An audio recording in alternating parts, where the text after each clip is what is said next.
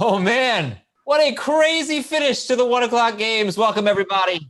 It is Twitch. It is fantasy football today. It is 4:15, and it's almost time for the Packers and Eagles here on the Home Team Watch Party presented by Lowe's. We got big-time guests today. Jordy Nelson joining us to represent the Packers. Brian Westbook for the Eagles. Nando Di Fino for the Athletic. Hello, Nando. What's going on? It's great to be here, Adam. Just me and you, early. Yeah, we'll be on pretty soon, waiting for Brinson. Merry Christmas, Nando. Very festive over there. Yeah, I changed backdrops for you. The Walgreens scene up here in Syracuse isn't as good as it is down in West New York, New Jersey. So, do you have like an Adam ornament or anything back there to mess with me? Oh man, I wish I could tell you what I ordered that I can pick up tomorrow. It's amazing. Let's just say, actually, I guess I could share my screen. You could. Okay. Yeah. Well, you know what? We'll get to the tomfoolery later, man. It's about football right now, Adam. Who on earth is that? Dan Arnold? Dan Arnold just caught a 59-yard touchdown pass, I believe, for the Cardinals. They go up 7-0. Dude, how about these games? The Jet. That's. I'm not. Are we allowed to say it here? Like it's a fix. They're trying to lose, man. Like you don't go man-to-man coverage at the end of a game like that. Well, you got to go man-to-man on someone, don't you? With 4 seconds to go, you don't do just prevent.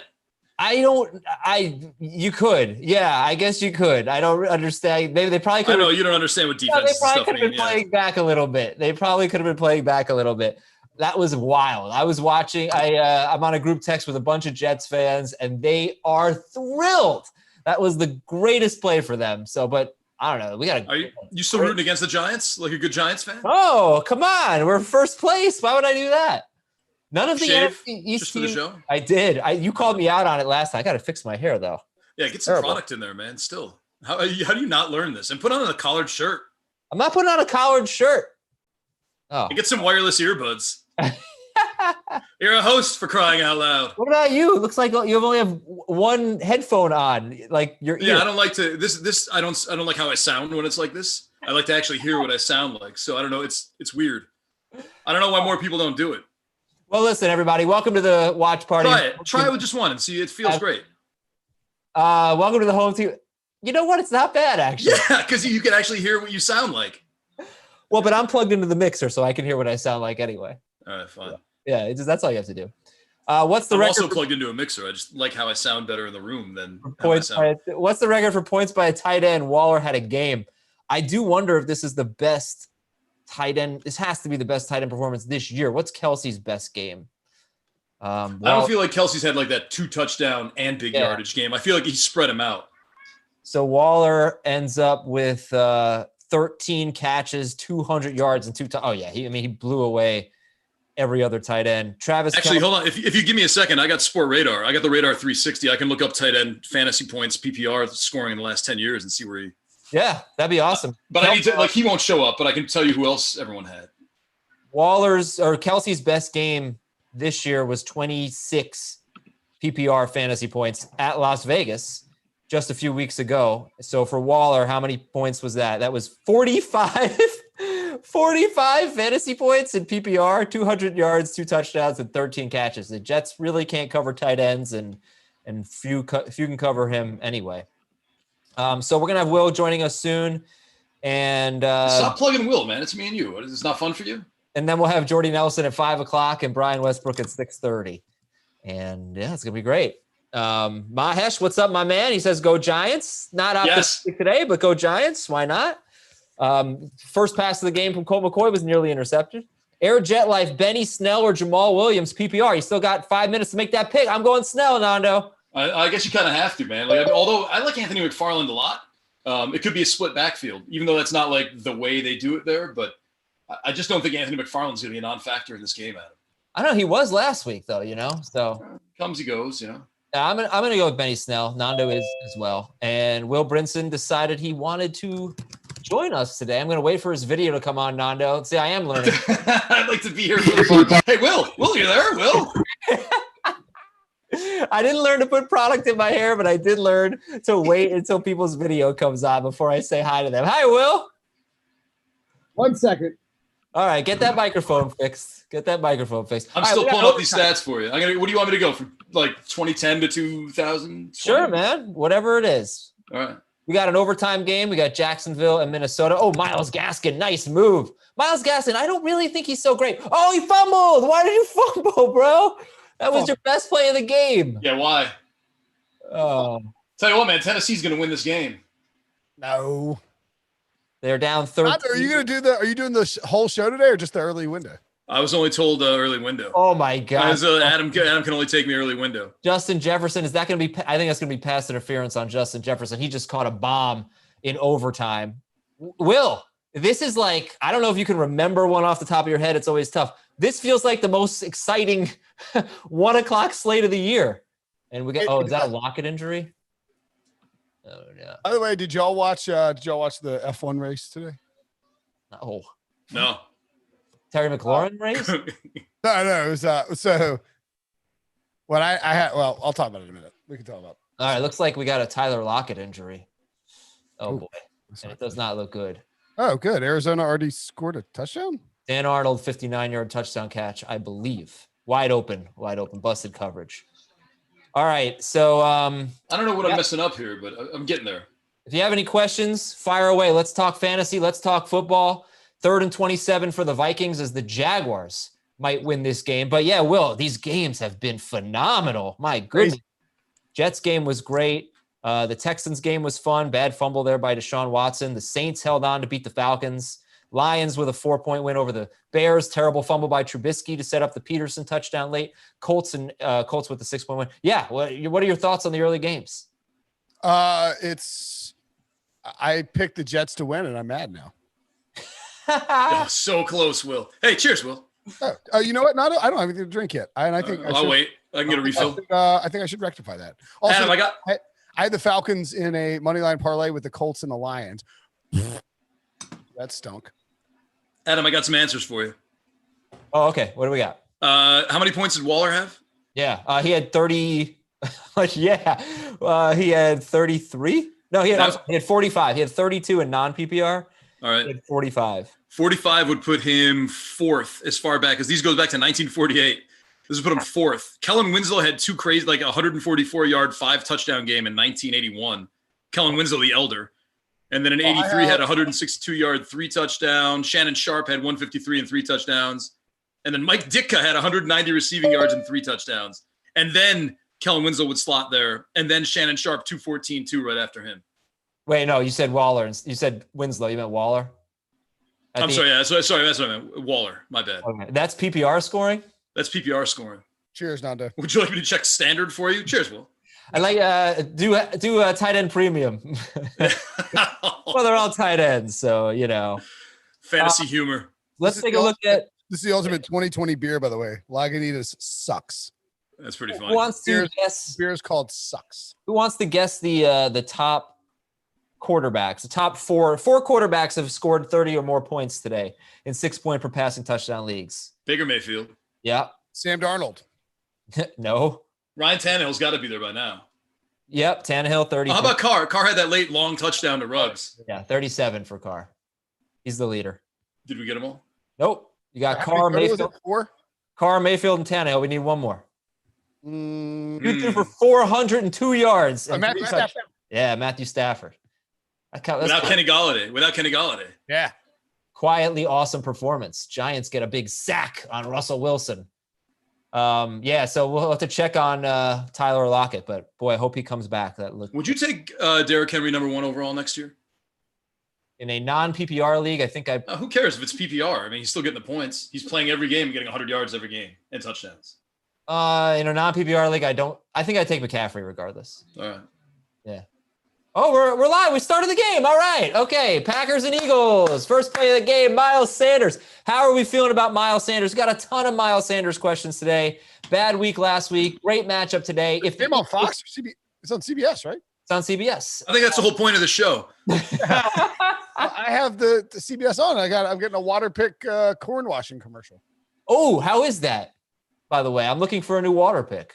It's a commercial. I don't know. You all right, man? I'm just joking. It was a joke to get the game on. Yeah. So anyway, we had a lot of questions about Miles Sanders. Guys, if the Eagles are going to pull off an upset, we really need they're going to really need a big game from Miles Sanders. So Two plays, 2 touches for Sanders, and I think it's. How are they going to need a big? What if this is a Jordan Howard game? How are you so far ahead? It is insane. Yeah. Oh, I just got the water pick commercial. I'm behind you, Will. I mean, the NFL stat feed just posted Miles Sanders' second run. I just got the game on TV. I don't know. It's on CBS. It's right here. I've got a Blue Cross Blue Shield commercial going on. Wow. Oh, this is the lady in the pink sweater. Off. Mike Glennon with a terrible interception. Hey, do not stare Mike Glennon on my show. Well, he actually threw a beautiful pass that just happened to be inaccurate and caught by the other team. Let's call it that. And now the Vikings are set up in plus territory, and they need a field goal to win. And if you're all just joining us now, game has begun. Eagles and Packers. It's a huge game. I mean, the Packers can afford to lose it. The Eagles. Oh, Mike. Probably. You know what I can't figure out? Robert Tonyan. Oh, how about because you don't know how to pronounce his name, Nando? It's Tonyan. Oh, sorry, Tonyan. My bad. Well, before we get into Tonyan, let me ask you guys. Packers are 8.5-point favorites. Who do you like today? You know what my favorite wager on this game is? Devontae Adams, first touchdown scorer. Oh, okay. Darius Slay is he did not have a good week last week against Metcalf, so he's gonna have his hands full today as well. What do you like? 8.5. What's the Benny Snell for? What's that, like a plus? Why is it that I ask questions and you guys don't answer? Let's talk about that. All right, I like to see. I'm not a Packers fan at all. I think they're a little inconsistent. So I would take the Eagles coming through the back. Yeah, I would take the Eagles. And actually, there's got to be a way they're going to crush the Giants' dreams right now. So I think the Eagles. That's the storyline. Is the Eagles going to win? Are there any? Do you think the Eagles are going to win? So I asked this earlier today on Twitch. Which NFC East team has the best chance of winning? Giants at Seahawks, Eagles at Packers, football team at Steelers, Cowboys at Ravens. I mean, tough week for the NFC East. Will, if one team's going to pull off an upset, who's it going to be? Wait, what are my choices again? Just anyone in the NFC East. NFC East. You got the Washington. Washington's going to Washington, yeah. I think the Giants will win too. No. I think they can beat the Seahawks. They could definitely beat the Seahawks.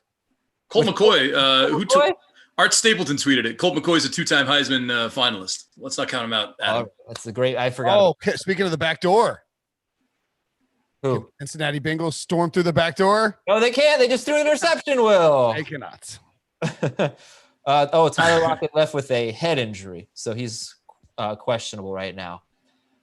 Already? Yeah. Wow. Oh, there you go. There's the Giants. That's the key to victory. Yeah, it does hurt the Seahawks for sure. Now you just clamp down on DK Metcalf, and I guess you let Will Dissly hurt you. So I'm interested. Brian Westbrook is he's coming out at 6:30, and of course he's very plugged into the Eagles, and he's a football media guy now. So I'm interested to hear what he thinks about Carson Wentz. But I'd love to hear what you guys feel about Carson Wentz and the Philadelphia Eagles. The only thing is, I'd rather you just talk about it without me, because there's no way I'm going to be able to do this for 3 hours without any water, and I forgot my water. So I will be right back. You guys have fun. Wow, that is not professional, man. How many times has he done this, Will? I mean, he knew what it was. It'd be like showing up late or asking the producer for the Zoom link at 4:20 instead of 4:15. I'm the one who showed up ready to go, apparently. Imagine showing up with no water, Nando. Imagine. I know.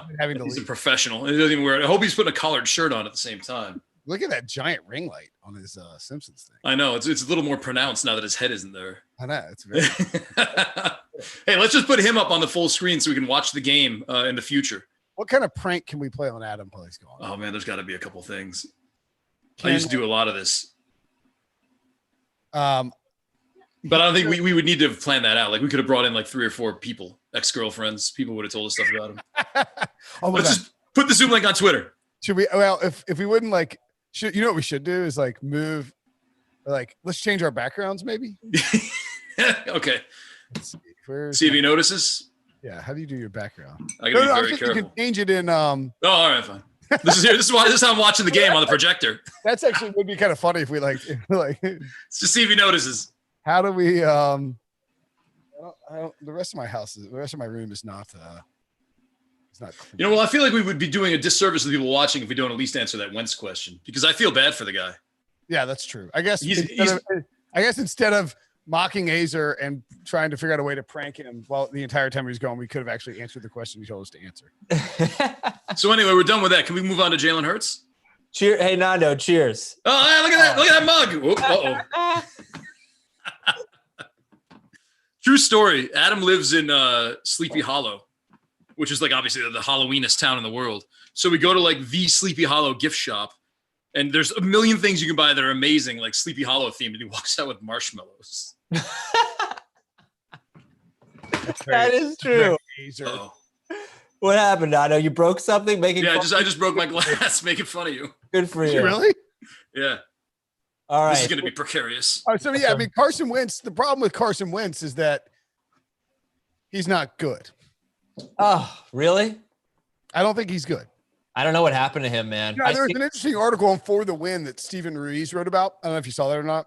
No, I didn't. But basically, the premise is that in 2017, when Wentz had a great year, he was unsustainably lucky, and his performance in the red zone and on third down, I believe, were just outrageous. And if you strip away sort of his EPA from expected points added, which is a way to evaluate each play by quarterback, you essentially get the same guy he is now on the other plays. I mean, he had every single wide receiver hurt coming into this year. He he made a star out of Travis Fulgham, basically. And now everybody's back, and they got to give him like 2 games just to be like, well, what can you do with Alshon Jeffrey?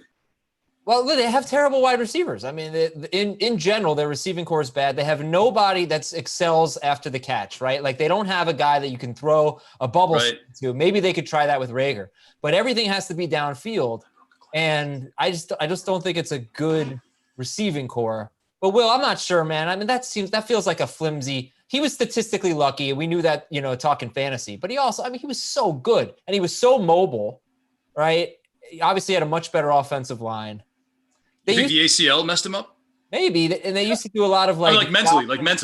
They used to do a lot of like zone read stuff, read option stuff, and that doesn't really work anymore. I think they got figured out. Was it LeGarrette Blount last week or 2 weeks ago? Last week. Weeks go slowly these days. But LeGarrette Blount pointed out that Nick Foles winning the Super Bowl messed with his head. Yeah, that's right. I think that's a factor. Frank Reich leaving is a big deal. He's had a ton of offensive line injuries. And you got to kind of, you got to find some blame for Howie Roseman too. And I think Howie Roseman's a great personnel guy, but he drafted JJ Arcega-Whiteside over DK Metcalf and Jalen Reagor over Justin Jefferson. Yeah. What do the Eagles look like? It's Arcega. JJ Arcega-Whiteside. That's right. Like Barcelona. That is. Yeah. It is, Tunyon. Hold on. I got to do this to get away from the glass real quick. There we go. Meanwhile, this is a good drive that they've got going on here. They gotta cash in. Well, there's a lot of theories. Be interested to hear what Westbrook says and see how he does today. But maybe. Why don't you want to ask Jordy Nelson? Do you think? I'll ask him. Sure. I think it'd be an interesting call. He is a wide receiver. He's worked with a bunch of quarterbacks. Maybe there's some kind of. Damn it, Colt McCoy. That was so lame. What do you do? Threw an interception at the 5-yard line. All right. Well, he got him down to the 5, Adam. That's not bad. Good for him. And he almost won the Heisman by getting him down to the 5-yard line. Twice. I know. Yeah. Big interception there for the Seahawks defense and the Seahawks DST for those of you who started them. Their defense has been playing much better. Much better. Competition has been much easier as well. So what's the deal with the Vikings game? Is game over yet or what? Not quite. I feel like you're the one who should have these answers. I'm watching the CBS feed because of the CBS watch party. Yeah, I was away. There's 3 minutes left in overtime. Silly me thinking the host should have the answers to these questions. Dalvin Cook's up to 116 rush yards. Now the question is, are they going to try to score a touchdown or just kick the field goal? 1st and goal on the 5 with 3 minutes left. I'm assuming they're going to try and score the touchdown. Right? Adam, I'm going to need 2 minutes to clean up this glass. I'll be right back. You broke a glass? Like, for real? Yeah. Where have you been? Yeah, that wasn't a joke. I broke a glass. Mazel tov. I just got to pick up the – don't worry. You heard a dustbuster in the back. I'll be right back. Go ahead. I like this 4 carries for Miles Sanders on the opening drive. The Patriots go for it on 4th down? They must have. And Cam Newton is in. Touchdown Patriots. What are you doing? Me? People are trying to watch football games, man. I'm on delay, dude. So you're not on delay. They haven't. It's 0-0 in the game book right now. Yeah, but I'm like the game book is slow. What do you want me to tell you? Get off the game book. Watch Red Zone. Is incredibly fast. Watch Red Zone. I don't know what to tell you, man. Cam Newton just scored a touchdown. Damn it! I had Jacoby Myers first TD. Sorry, very sorry. All right, Eagles have 4th down here. Looks like they're going to settle for a field goal. Will. Yes. I said we did the pregame show on Twitch. I said there was one player that I was starting than any other player, in more leagues than any other player. My most important player today, and it was Frank Gore. Yeah. And he suffered a concussion on the second play. Oh, that's not funny. No, that's not funny at all. But second play, 2 plays out. Your entire day and really season and life hinged on Frank Gore against the Raiders. No, it did. I'm in 6th or 7th place in almost every league. This was such a huge week for me. And starting Cam Short. Okay. I think. Okay. He might have been. Yeah. Don't spoil it. Stop spoiling it for everybody. I mean, I'm on a delay. I love Bill Belichick's little beak mask. Yeah, Taysom Hill played pretty well today, I thought, except that fumble almost changed the course of the game. But he played well. Not sure if he'll have another start. That was encouraging. Saints defense, dude, is so good. Let me know when you see what happened with Dalvin Cook. I don't want to know. He scored. No, came up in short. All right, it's 3rd and goal. All you need is a field goal to win. You got to kick on 3rd. All right, much better. You have to kick on 3rd in case it's a bot snap. Like, it's really stupid here if they rush. If you're Minnesota, you should kick on 3rd down. Because if you have a fumbled snap, you can dive on it and then kick again on 4th. I know what you're saying. Like, you have to kick on 3rd. They seem pretty determined to get a touchdown here for Dalvin Cook. Running on 3rd is a critical error. Was there something with Alexander Madison? Did he not play, or he had his appendix out? Yeah. Oh, okay. All right. Because I'm wondering, why on earth did they not give any carries to anyone other than Dalvin Cook? You talk about Dalvin Cook getting beat up, how he's a little beat up. He's got 33 carries. Well, now the question is, who's his handcuff for the next 2 weeks while Madison comes back from the appendicitis? Amir Abdullah had 2 carries today. And Boone didn't have any? No. Yeah, there you go. That's okay, weird. 3rd and goal. They are not kicking it, Will. They are lined up in the I formation. And timeout. Meanwhile, back at our game. Did you want to be a play-by-play guy when you were going through journalism school and everything? I was a play-by-play guy. For John Jay and Ryan Braun? Yeah. And Santana Moss and all the football players as well. You get him going on this Miami thing, he'll just go. That's so tiresome. I decided not to right? do play-by-play because I didn't want to live in South Dakota and do minor league baseball. Just was probably not something I would have enjoyed. I feel like you would, actually. Otherwise, we never would have met. So destiny would have brought us together. Probably. Somehow. All right, so the Eagles get a 3-0 lead. Will seems very occupied. What are you doing over there?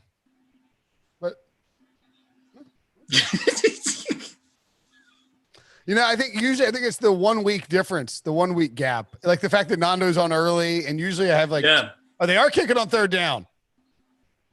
Smart. Come on. Actually, I don't care if he makes it or misses. I just want him to kick. I had the Jaguars +7 second half line. Hey, what guys want to talk about Devontae Booker? A huge bust today. Just crap game. Jets running played really well. Yeah, but you know what? Kareem Hunt or Devontae Booker was a bigger bust for you? Yeah, Hunt was worse, right? Hey, who's sort of a problem for his team in a weird way? Corey Davis. He's starting to play really well. Yeah, he is playing well. They've already declined his 5th-year option. So he's going to be a free agent, and he's I don't know what you're not going to franchise tag him, right? What do you do? I guess, you kind of have him in AJ Brown, right? Every time a Titans receiver catches the ball, who's not Adam Humphries, I'm like, is that Jonnu Smith? I know he was out today, but it was they all look like tight ends. They're all these humongous, talented, athletic guys. Cam Newton, Teeter. Yeah, Cam Newton scored a touchdown. I just wanted to let you know. I wanted you to be the first to know. Thanks, Adam. Yeah, it's like Ty Johnson had 22 carries for 104 yards and a touchdown today. Frank Gore had a concussion, just in case you missed that one too. Yeah, I already told Will I started Frank Gore in more leagues than any other player today. Oh man. Oh, you know, like Tyler Boyd was ejected at halftime, like that. I mean, that was, at least you could understand like the stupid things, but like that was. Well, did you see that? Why they got ejected? Yeah, he didn't do anything. Awful. It was like a little rabbit punch. Yeah. Well, at least he got you a long touchdown catch before he got ejected. I guess. Higgins had a good game though. Despite the quarterback and all that. I thought Baker Mayfield. T. Higgins 5 catches, 56 yards, not bad. Baker Mayfield. Yeah, touchdown. Did not have a touchdown? Don't think so. No. Brandon Allen threw 1 touchdown. Yeah, they scored 7 points. It was the Tyler Boyd play. Right. Will, what did you think of Baker Mayfield today? I thought he was freaking awesome. Probably his best game as a pro, honestly. Right? It looked great. And he had Donovan Peoples-Jones dropped a touchdown pass earlier in the game. Should have had 5. Do you remember a couple of years ago? I think it was a couple of years ago, and I'm not 100% sure if Stefanski was the offensive coordinator. Maybe not. Probably not. But when the Vikings were just run all the time, and then I think it was Stefan Diggs, and maybe even a little bit of Adam Thielen. Like they didn't complain, but you're just kind of like, like these guys, what happened? Like when did they become a running team, and how come Diggs and Thielen aren't getting any stats? Yeah. And like right around game 9 or 10, they completely flipped it to like just like a crazy pass happy offense. And if that was Stefanski, and I don't think it was, I think it was the John DeFilippo year, but like that, I could almost see him doing Stefanski was there. Run. He was there. Yeah, this could be like a crazy rope-a-dope strategy that he has, like what Dayball did, like running all the time, and this year he's passing. Like, could you see the Browns just flipping to a pass-happy offense now for the last few games and screw up everybody's game plan against them? I would say no, if only because I think don't they have to play the Ravens and the Steelers still? I don't know. I don't go that deep, Will. Come on, man. Oh, yeah. 1 week, live life 1 week at a time. Pretty sure they can play them too. I just don't see them cutting Baker loose against the Steelers and the Ravens. Like I think that would concern them a little bit. Tennessee's pass rush is just terrible. Well, they got Baltimore, Giants, Jets, Baltimore, Giants, Jets, Steelers. I mean, I can see Baker having huge games against the Giants and Jets for sure. No respect for the Giants defense, huh? No respect. None. 0. Well, it's good. It's solid. Solid. It's like 15th, right? It's not like I know. It's Baker Mayfield was number 1 overall pick, who should be tearing apart every defense. Not like we shouldn't be playing matchups with Baker Mayfield. He was great, but they don't throw enough. What did they? So he threw 33 passes today, 4 touchdowns, and like Nick Chubb and Kareem Hunt combined for 32 carries. It's still a lot. Must have been a lot of late stuff for Kareem Hunt. He had a pretty lousy game. Yeah. Yeah, that was just when you get used to it and you're like, okay, cool. Yeah. It falls apart. All right. Oh, Jamie's start of the week came true. Yes, Jamie crushed it with his start of the week. David Montgomery, 2 touchdowns, and then Cordell Patterson randomly had a touchdown. Man, running backs against the Lions, it's just an absolute layup. Take a look. Russell Wilson firing incomplete. No, please, no flag. No flag. All right. So this is a good start for the Eagles, forcing a 3 and out. And they got the ball back here, up 3-0. And that's that. Deshaun Watson, let's talk about him. This is great if we don't say anything and just let him kind of flail you guys there. are really helping me out a lot. Let's talk about Deshaun Watson, his first. Like, like when you take a fish out of water and just put him on the dock after you, and they just kind of like, we're watching it live. I can't fully explain why I don't have the same energy I usually do today. What'd you do last night? None of your business. Did you guys watch the Alabama LSU game? I did not watch any of that. No, man, no one watches college here. I watched we used to work with Jamie Erdahl. She's awesome. Yeah. And apparently she had to do play-by-play because the broadcast booth, like, I don't know, the power went out or something. And seriously? Yeah. I saw it on Twitter. It's trending on Twitter. Was she good? I don't know. I would have loved to have heard it. She's the best. No, you would have loved to have done that. That's like the getting called into the bottom of the 9th, 2 outs from the stands for Adam Aizer. That's his dream. Actually, doing play-by-play at the last second. I'm glad I brought my guitar. Something reminded me of you, Nando.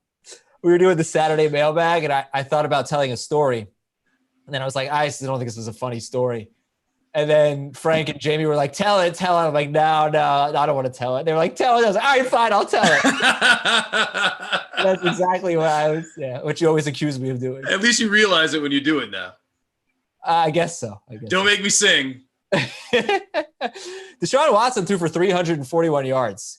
Yeah, He rushed for a touchdown. He did not throw a touchdown. But are you encouraged if you're because like Kiki Kuti had 141 yards, Chad Hansen had 101 yards. So if you're the Deshaun Watson manager, are you encouraged by this or what? How are you feeling? Brandon Cooks is concussed too, right? No, he came back. He did? I'm almost positive he came back. All right. Shagger will tell me. Shagger's watching. So let's just sit in silence until you get that answer then. Why don't you tell me how you feel about Deshaun Watson? I don't think it's going to last, man. I watched that. That Hansen touchdown was tipped a little bit and he grabbed it and turned around and ran with it.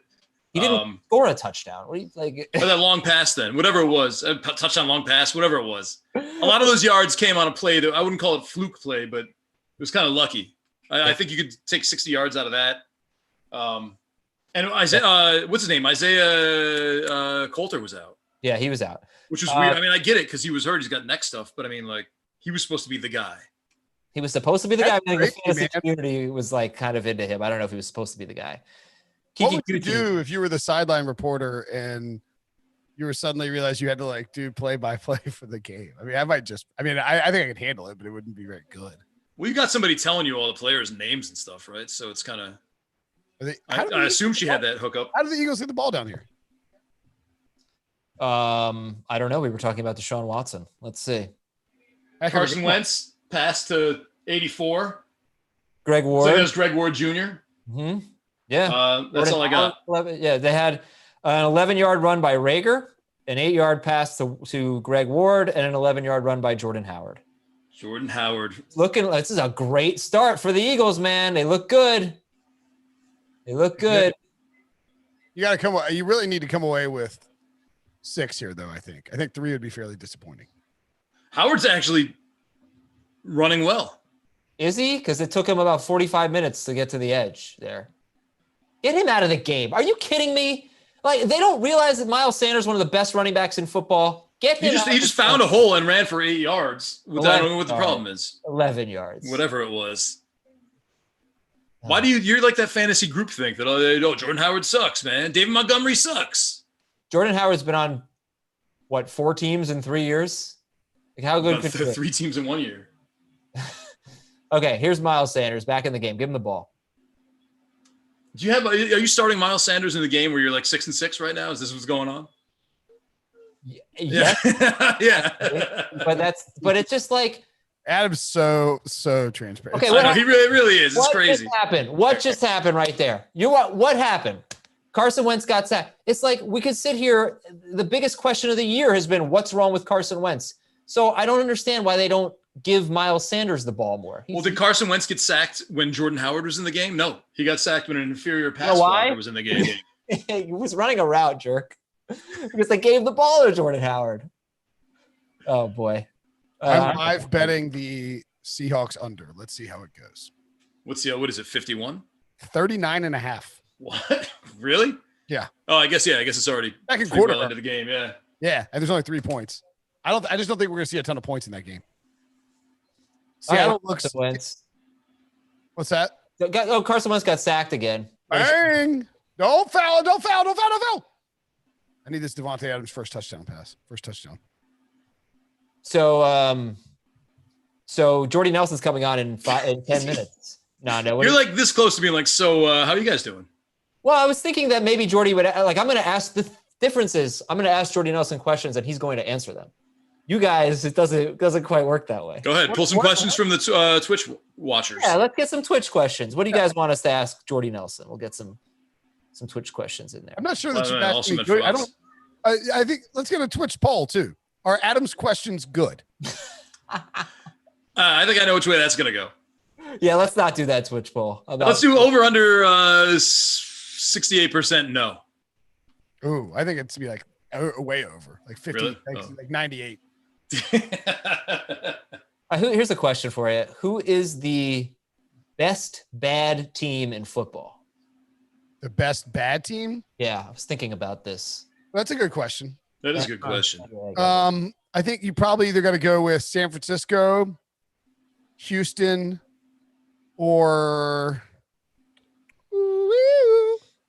Detroit.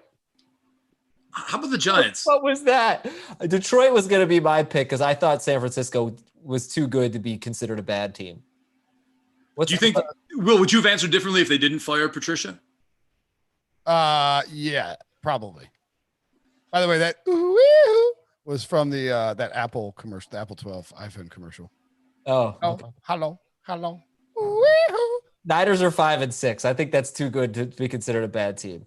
I'm scared that you'll steal this if I mention it, but I want to ask Jordy Nelson about the Packers always getting receivers in the second round. I won't ask him that. Okay. I have no question. I didn't prepare at all. I have nothing to ask him. No, that's very surprising considering how this first half hour is going. We got some votes for the Giants and the Chargers as the best bad teams in football. Yeah, I like that. I like the Chargers. Chargers is actually the answer. Yeah, that's right. So Giants and Chargers. Giants with Daniel Jones play the Chargers tomorrow at a neutral site. Who are you taking? Chargers. And the Giants have a lot of talent, man. That's a team that's gelling right now.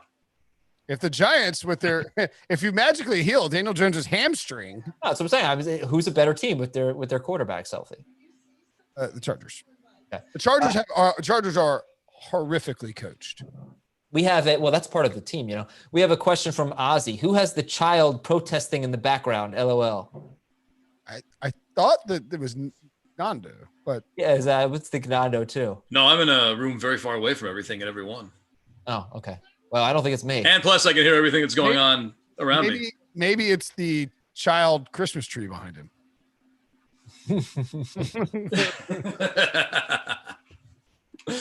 I'll go light it up. Is your family watching this right now? Well, actually, I think so because I was told they just to make sure everything was okay when I smashed the glass, so they turned on the Twitch stream. I thought they were doing the thing that my wife does, where like she'll be like, "What time are you really working, Toll?" And I'm like, "Oh, like 10 p.m." And then she'll like fire up CBS Sports HQ to see if I'm actually out there working. Who's this Emery Hunt? Yeah. Yeah. Or like check my Twitter feed, be like, "You're not working, you're tweeting about beer." Like what's It's all part of building the brand. Yeah, exactly. It's like, go on, honey, you know, it's gotta my child is at a playground right now, so not him. Yeah, so I guess it's Aizer's. Yep. Definitely not. So I guess he's hearing things then, yeah. Okay, Ozzy, terrible question. Almost as bad as my questions. That's okay. This is a safe space for bad questions.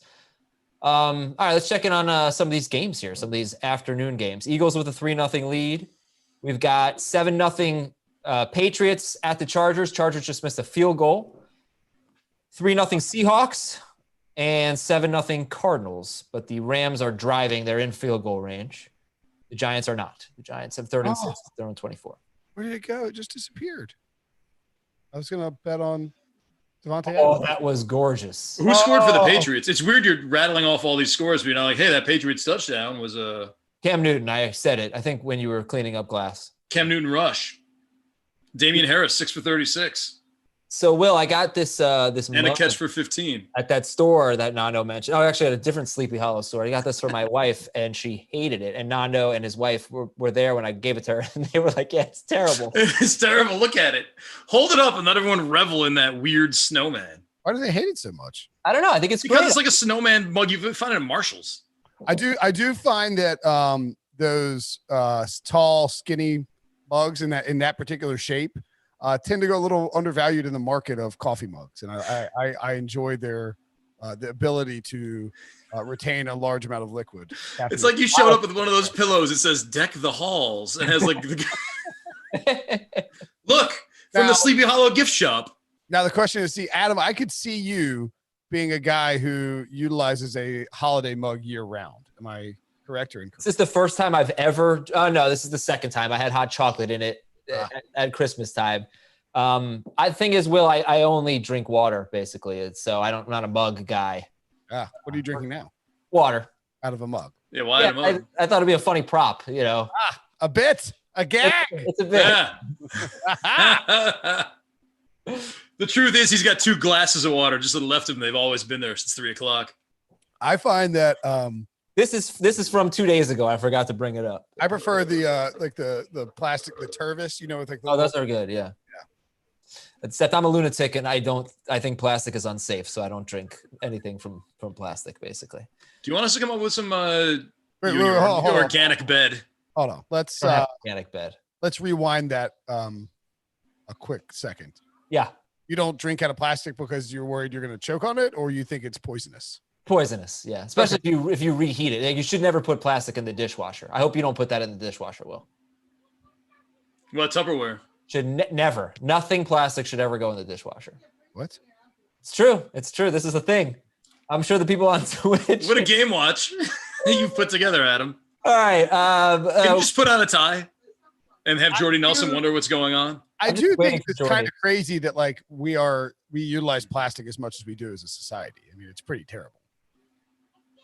Dishwashing plastic. Things you should never put in a dishwasher. For safety's sake, certain plastics shouldn't be washed in a dishwasher. A dishwasher's heat can cause harmful chemicals. Blah, blah, blah, blah, blah. This is from consumerreports.org. Cam Akers touchdown. Boom. Let's go, Rams. All right. My biggest bet of the weekend. What's the spread there? -2.5. And I meant to take them live when they were trailing, and I forgot.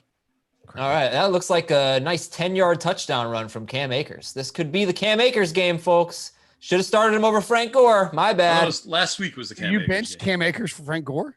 I did. Yes. Wow. Gore was. You don't provide fantasy football. Hey, Glenn, do you know what the Jets' lead running back did today, my friend? You're gonna trust that guy about what you put in your dishwasher? Ty Johnson had 22 carries for 104 yards and a touchdown. I think that my logic was perfectly fine. Cam Akers hasn't had more than like 8 carries or something since week 1. So he's only 417. Darrell Henderson's 2 for 11. Cam Akers has as many touchdowns today as Frank Gore has carries. So stuff your logic in a sack. Yeah, well, I didn't anticipate him getting hurt. Yeah, I mean, getting concussed is a problem. He probably would have gotten 15 carries and had a bunch of rushing yards. Yeah, I was thinking like 15 for 70, a couple of catches, safe 10 points, 10 points in PPR. Hopefully he scores. That's right. Kyler Murray hasn't completed a pass since that Dan Arnold touchdown we talked about like right when we started the show. Yeah. That's crazy. Well, have they had the ball? I don't know, but it's been like a half hour. They've had the ball for 4 minutes and 27 seconds, and the Rams have had it for 15 minutes. My goodness. And there's Alan Lazard with the catch. All right, looks like Packers found a rhythm a little bit here. Hey, Nando, did you know Jordy Nelson is coming on soon? I've heard. Does that mean like I got to leave? No. Should I say hi now or should I wait? You should wait. Okay, I better wait. No, say hi now so he knows like he's on. I think he knows. Yeah. Wait. Yeah. Say hi before he pops up on the screen like you do for every guest. That's all right. Rodgers, man, I tell you what, he is spinning the ball this year. It is fun to watch. Like, is he the most I guess Patrick Mahomes is probably overtaking him, but I think you could argue that Aaron Rodgers might be the most aesthetically pleasing quarterback in the history of football. He like gallops. He's like, I don't know. He's bouncing around on the field. He is very aesthetically pleasing. Yes. Hey, there he is. Jordy Nelson, everybody. What's up, Jordy? How we doing? Do you find watching Aaron Rodgers play football to be aesthetically pleasing? Yeah, especially when he's in rhythm, for sure. Yeah. When he's in rhythm and doing what he does at the top of the game, it like everyone says, he makes it look so easy. So, and definitely with what him and Devontae have been doing recently, it makes it look too easy. Yep, they are driving now. They've got first down inside the Eagles 40, trailing 3-0. This is the home team watch party presented by Lowe's. Adam, Nando, and Will, and Jordy Nelson is here. Thank you for coming on. How are you, Jordy? Doing good. How are you guys doing? Good. We're doing great. It's been a fun football day so far. Your early thoughts on the Packers game here. The Eagles are giving them a bit of a game here. Yeah, they're. I think the impressive thing the Eagles are doing is hanging on to the ball. Obviously, I think Green Bay had like 4 or 5 plays in the first quarter. So, as every team wants to do against a great quarterback, is try to keep the ball out of his hands. It's about the best defense and only defense there is. They're able to do that in the first quarter, and we'll see if the Packers get something rolling here in the second, like they are right now. If they finish with a touchdown, obviously would be huge, and get back on top and allow their pass rush to get after them. Yeah. So, what's your take on Aaron Rodgers, this whole offense, right? Because going into the year, they draft Jordan Love and they draft A.J. Dillon. They're not giving Aaron Rodgers any help, and they were really a running team last year. And boy, things look so different now. A few months into the season, Rodgers in the MVP discussion. He's just playing out of his mind. And, what do you make of this season after it seemed like a couple of down years for Aaron Rodgers, really bouncing back, and he's just been tremendous? I think it's just being comfortable. A second year in the system, I think is huge, not only for him, but everyone else. There's so many nuances. It's one thing to, know the play and know the playbook and be able to run those plays when they're scripted in practice, but to have that ability to go out in a game and be comfortable with it, to make the little changes within the same play just based off of defenses and coverages. If it's the guys up front in the old line on how they're going to fit like a run play or whatever, or adjust for protection. If it's the receivers and, they're already learning probably new routes and new concepts, but then you have to make the adjustments to the coverages as well. So there's so much more to football and an offense than just, like I said, knowing the playbook, knowing the player, running it in practice or in OTAs. I mean, game speed and reaction to a bunch of different coverages makes a huge difference, and be able to do that seamlessly and in rhythm with one another is a huge difference. And I think that's what you can see between year one and year two with these guys. So we definitely undersold last year, like the acclimation of Matt LaFleur and like just the comfort level, right? I mean, I think like everybody nationally from the outside probably was like, oh, maybe these guys won't get along or whatever it is. But it does take time to get, not just for like receivers and the quarterback, but for the play caller and the quarterback as well, right? Right. And it's constant adjustment. I mean, it's pretty much a relationship, and the longer you're together, the more you learn about one another, figure out what he truly is comfortable with. Aaron getting understanding of what LaFleur likes to call, because it has to kind of mesh together, and they both kind of have to, it's a give and take on both sides of it. Because, with the years I've spent with Aaron, or with any quarterback, honestly, even if it's back in college, your quarterback's got to be comfortable and confident in what you're going to call. If he's not, then it's not going to be successful. You can't have him out there second guessing or overthinking it, because that's going to make him play slow, not be comfortable out there to make a play. So I think just getting both of them on the same page and understanding what each other wants to do and why. There's a whole theory behind everything. And obviously, if you're able to run the ball like they've been able to do this year with Aaron Jones and Jamal Williams, that opens up so much more in the play action game. If it's just a basic boot or if it's the full protection. And I think you saw last week when they hit, I think it was Robert Tonyan on a kind of a corner post for a big shot. So that all kind of goes hand in hand. You being a former wide receiver, of course, maybe you just heard Devontae Adams, like they mentioned on the broadcast last week, saying that he felt he was the best wide receiver in football. And I feel like every year we have a new conversation, a new guy who's the best wide receiver in football. It was Michael Thomas, Julio Jones, Devontae Adams. They're all so great.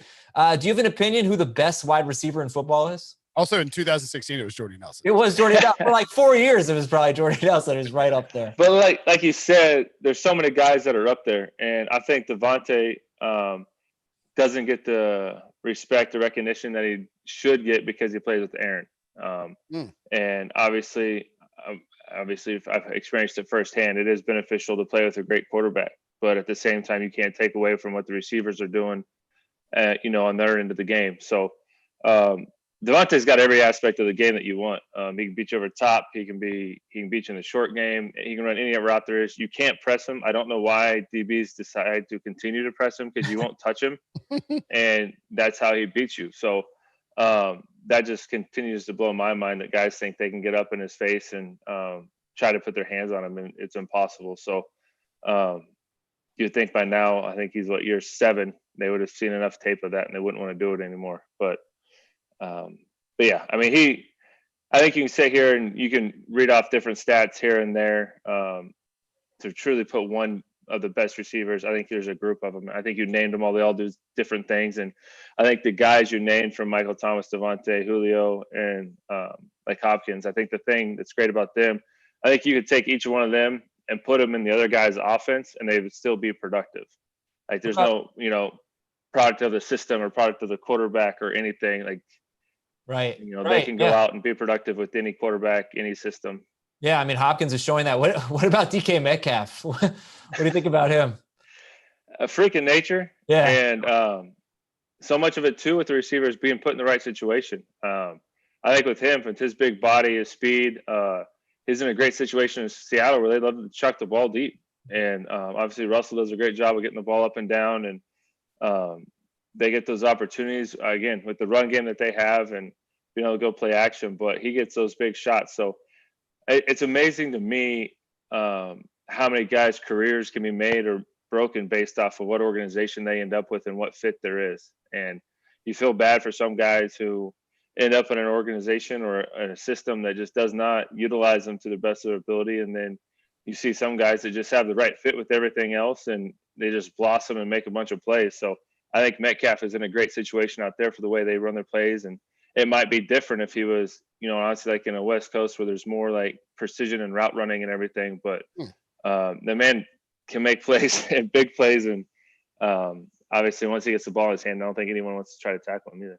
Jordy, I got a question. You mentioned the system, and I just as you're talking about this, it's making me think more about Mike McCarthy and the Cowboys and how it just seems like, is this kind of like a I don't know, like a test year for Mike McCarthy trying to feel out who he has and what that team's going to look like and how he's going to, kind of shape it over the next few years. You obviously played under him for a while. Are you watching that and being like, all right, like CeeDee Lamb, that's like the me.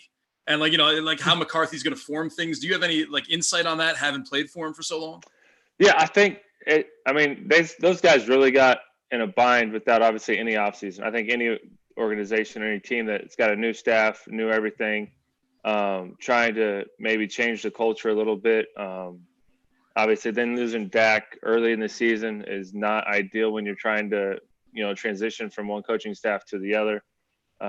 So I think this is a huge fill-out process for them to figure out. I mean, you got to think they had 3 weeks to even see who they had on their team and what they did best. I mean, we're just talking about like with LaFleur and the Packers. At least they had OTAs and training. These guys were thrown into a training camp dealing with COVID and all that, let alone trying to install a new offense and Coach McCarthy bringing his stuff, but still trying to keep what Dak likes or I just went blank on their Kellen Moore, right?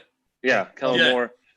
So and trying to mesh all that because you don't want to just similar with with Aaron and LaFleur. Will, don't be rude. Jordy, I'm sorry. Will has My TV must be a little bit behind yours. He has a prop bet of Devontae Adams catching the first touchdown, and Devontae came inches short. Inches short. Oh, that is great. I have it 5-1 to score the first touchdown. How in the world? Jordy's answering a question. Did you see the replay of that though? Yeah, that was a heck of a. It was caught by the Eagles guy, and then it rolled up on. I was like, "Is Will going to interrupt him? Is Will going to interrupt him?" And of course, I got throw a fade. Throw a fade here. Throw a fade. If it's up to 12, he'll definitely throw a fade. Oh, so close, so close. Kidding me? They're going to go here.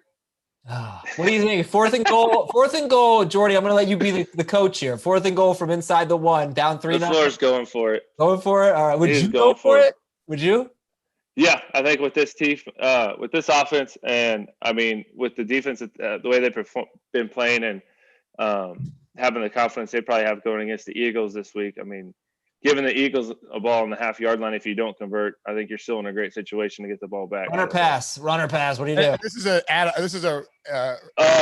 12 scramble. It's probably going to be either a rub down here at the bottom to Devontae or a corner out. Yes. Corner out. Yep. That is bang. Yep.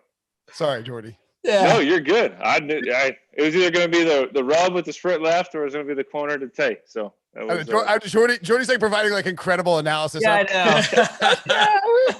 trying to do my best, Tony Romo. Have you thought about? Is that something you thought about? Or you No, I have no desire to go up there. By the way, that stuff. I was just looking because you mentioned that receivers who play with Aaron Rodgers don't necessarily get the same level of respect. You're downgraded. I didn't realize you made 1 Pro Bowl. Are you kidding me? How did you Stop. You got hosed, dude? That's a question for other people, not me. So I mean, and you led the league and also we had LeGarrette Blount on last week for the Pats game. He led the league in rushing touchdowns in 2016. Jordy led the league in receiving touchdowns in 2016, and I would assume got many notes from fantasy football players because of the stretch to close out the season. Yeah, fantasy football is always an interesting thing. It's definitely a week by week. Yeah, a little bit. And some of the best comments were when people wouldn't play you, then you'd go have a good game, because that was always entertaining when you got that reaction from them. I mean, yeah. He was the top four wide receiver in 2011, 13, 2011, 14, and 16. It was just tremendous years for Jordy Nelson and fantasy football superstar. I asked Damian Williams this question back in week one, or the first time we did this home team watch party. I will ask you, you had 140 yards and a touchdown in the Super Bowl. Should you have won Super Bowl MVP? Were you robbed? No. Okay. Read Aaron's stats and you'll know why. Yeah, he had like 350 and 3 or something like yeah. That was. I mean, it's gonna. Yeah, and I had a few mistakes in there. I know that. So, but yeah, I mean, it's hard for a receiver to get it. I mean, a quarterback almost has to play average in order for a receiver to get it, unless you're. Yeah. I think the one that got hosed was was it Jacoby Jones? The return of the Ravens. What was his name? Jacoby Jones. Yeah, because he returned a kickoff for a touchdown. He had another receiving touch and another long, and they gave it to Flacco. I'm like, this guy scored 2 of the touchdowns. Yeah, I think giving it to Flacco is almost like an honorary. Okay, that playoffs is something we've never seen. We'll never see before again. We'll never saw before. Right. We'll never see again. Here's your award. Go get your contract, buddy. Yeah, right. And he did. That y'all Super Bowl. That was my first year covering it for CBS. That was like one of the one of the all-time, like, I mean, like Jerry. It was like the debut of Jerry World on the big stage. There were so many personalities on both of those teams. Like Antonio Brown was like a bit like if you look at the Steelers receiving core when we played them in the Super Bowl. It's stupid. They had Mike Wallace, Antonio Brown, Hines Ward, Randall L. I think there's. Did they have Santonio Holmes that year? No, I don't think he was there then. Let's look. I feel like there's one more yet. Pretty damn good. What you just. It was ridiculous. Yeah, I mean they're gonna. Antonio, he wasn't even playing. AB wasn't even playing because I think he might have been a rookie that year. All right, I talked to. We told somebody this when we were doing media day. If you're a. Mm-hmm. You get a podium if you're a big, depending on where you rank on the team. Antonio Brown was just walking around the freaking field in Dallas. Like he didn't have a podium. Nobody knew nobody knew who he was. He didn't have anything then. The receiving core, Hines Ward, Antoine Randall L. Oh, Emmanuel Sanders was on the team. That's who it was. Yes, there's the other one. Yeah, I knew there was one more. Not bad. Hey, Will, remember when we were talking about when the Packers draft their wide receivers? Was there something that you? I mean. So like Devontae Adams, 2nd round guy, what is it with? Because it is. I mean, is it a Ted Thompson thing or is it just a Green Bay? Like all you guys. I mean, you were a 2nd rounder. Greg Jennings was a 2nd rounder. Adams. There's somebody else who is a Randall Cobb. Randall Cobb was a 2nd round. What? And then James Jones was. And then James Jones was a 3rd rounder. Yeah. Like how is it that everybody like the Green Bay front office is just incredible at identifying 2nd round wide. Yeah, I have absolutely no idea. Obviously, Ted's one of the greats to do it. I think he gets I don't think he gets enough credit for what he put together. Obviously, being able to have the transition between Brett and into Aaron. And obviously, there's a big talk that Aaron's never had a 1st round receiver, but he's had plenty of 2nd rounders and that were very productive. But I mean. But yeah, so that's one thing we always do in our receiver, and we talked about it every year when the draft would come around. It's like we'd let the young guys know, just hey, we're going to draft a receiver, we're going to do it, and then because like I said, because Greg Jennings, James Jones, and myself were 3 straight years. Yeah, and that was with having Donald Driver already on the team. That's right. As well. So and then we took maybe 2 years off, and then. Drafted Randall, I think 2 years later or 3 years later, something like that. 3 years later. Yeah, because he came in after we won the Super Bowl. So we just knew it. It was every time we knew it. I mean, they might not be 2nd rounders, but I mean, because we had Jeff Janis and Jared Everderis up there. I mean, they always took receivers because we majority of the time played 3 of them. Loved to go 4 and 5 wide back in the day with Coach McCarthy. We did that a lot the year we went to the Super Bowl and the following year. Because I mean, the more of us we could get on the field, the more of an advantage we thought we had by forcing, force the defense to get their third, fourth, fifth DB out there. And I mean, by that time you're running slim. Yeah, but it's so different now with Aaron Rodgers. I mean, you get a little bit of Lazard here and there, MVS here and there, but it's really the Devontae Adams show. It's a very different offense, I guess, right? I mean, So I guess compare and contrast what Rodgers used to excel in and what he's excelling in now. Well, I think a lot of it's similar. I think he doesn't have the guys like you said. There's a big gap between Devontae and Lazard, and not to be disrespectful about that. I mean, Lazard's a very young player. He's made some big plays. He's still developing. I think he was gonna have a big year this year until he had his core muscle injury. I mean, he had a huge game in the Saints and then had to miss a month because of the surgery he had to go get. So, but I think one thing that they like about him is just his consistency with Lazard every week in and week out of knowing what to do, how he's going to do it, be consistent with it. And that's what I try to express to young guys is there's a whole bunch of really good receivers in the league, but to become the great ones, like we're talking about with Devontae and Mike Thomas and Julio and those guys, it's week in and week out. It's year in and year out. It's not 151 game and then one catch for 10 yards the next, and then 2 for 30 the next, and then 160. Then you have to consistently be able to do it game in and game out with the attention on you game in and game out. Like you can't go hide for 3 weeks and then come back and catch an 80-yard bomb and think you're able to be the guy and then hide for another 3 weeks and then come, so that's where you separate yourself.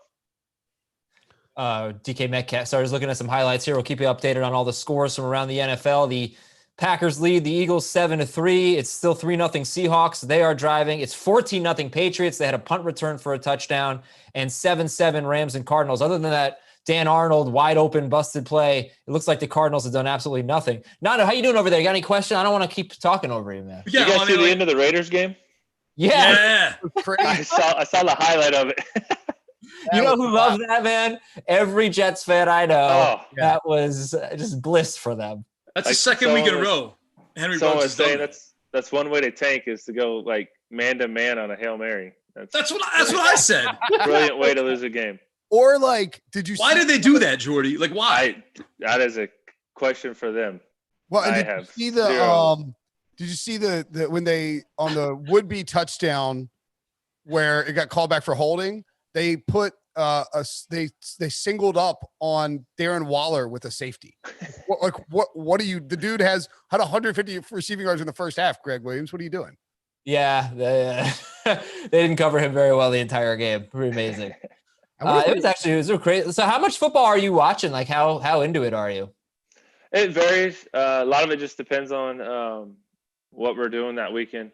I just got back in the house about 3:00 to watch Green Bay and get on with you guys. I was honestly helping my brother round up a bunch of cattle this morning. So did that bright and early before sunrise and got back in time to do this. So that's a very Kansas thing to say. I had to ask you about that because I know you come from a farming family, right? Your great grandfather started the farm. You can tell us. Yeah, it's I enjoy it. I obviously grew up doing it, and we moved. My wife and I both grew up here together, and we moved back and want to get my kids out there. And my brother's got 4 daughters who, this morning, we're all on horses helping us gather the cattle and whatnot. So I just enjoy it. It's peaceful to me, given that I think my alarm went off at 5:45 this morning to go do it. But it's still fun to go do it and help out and kind of, I don't know, be back to the normal life, I guess.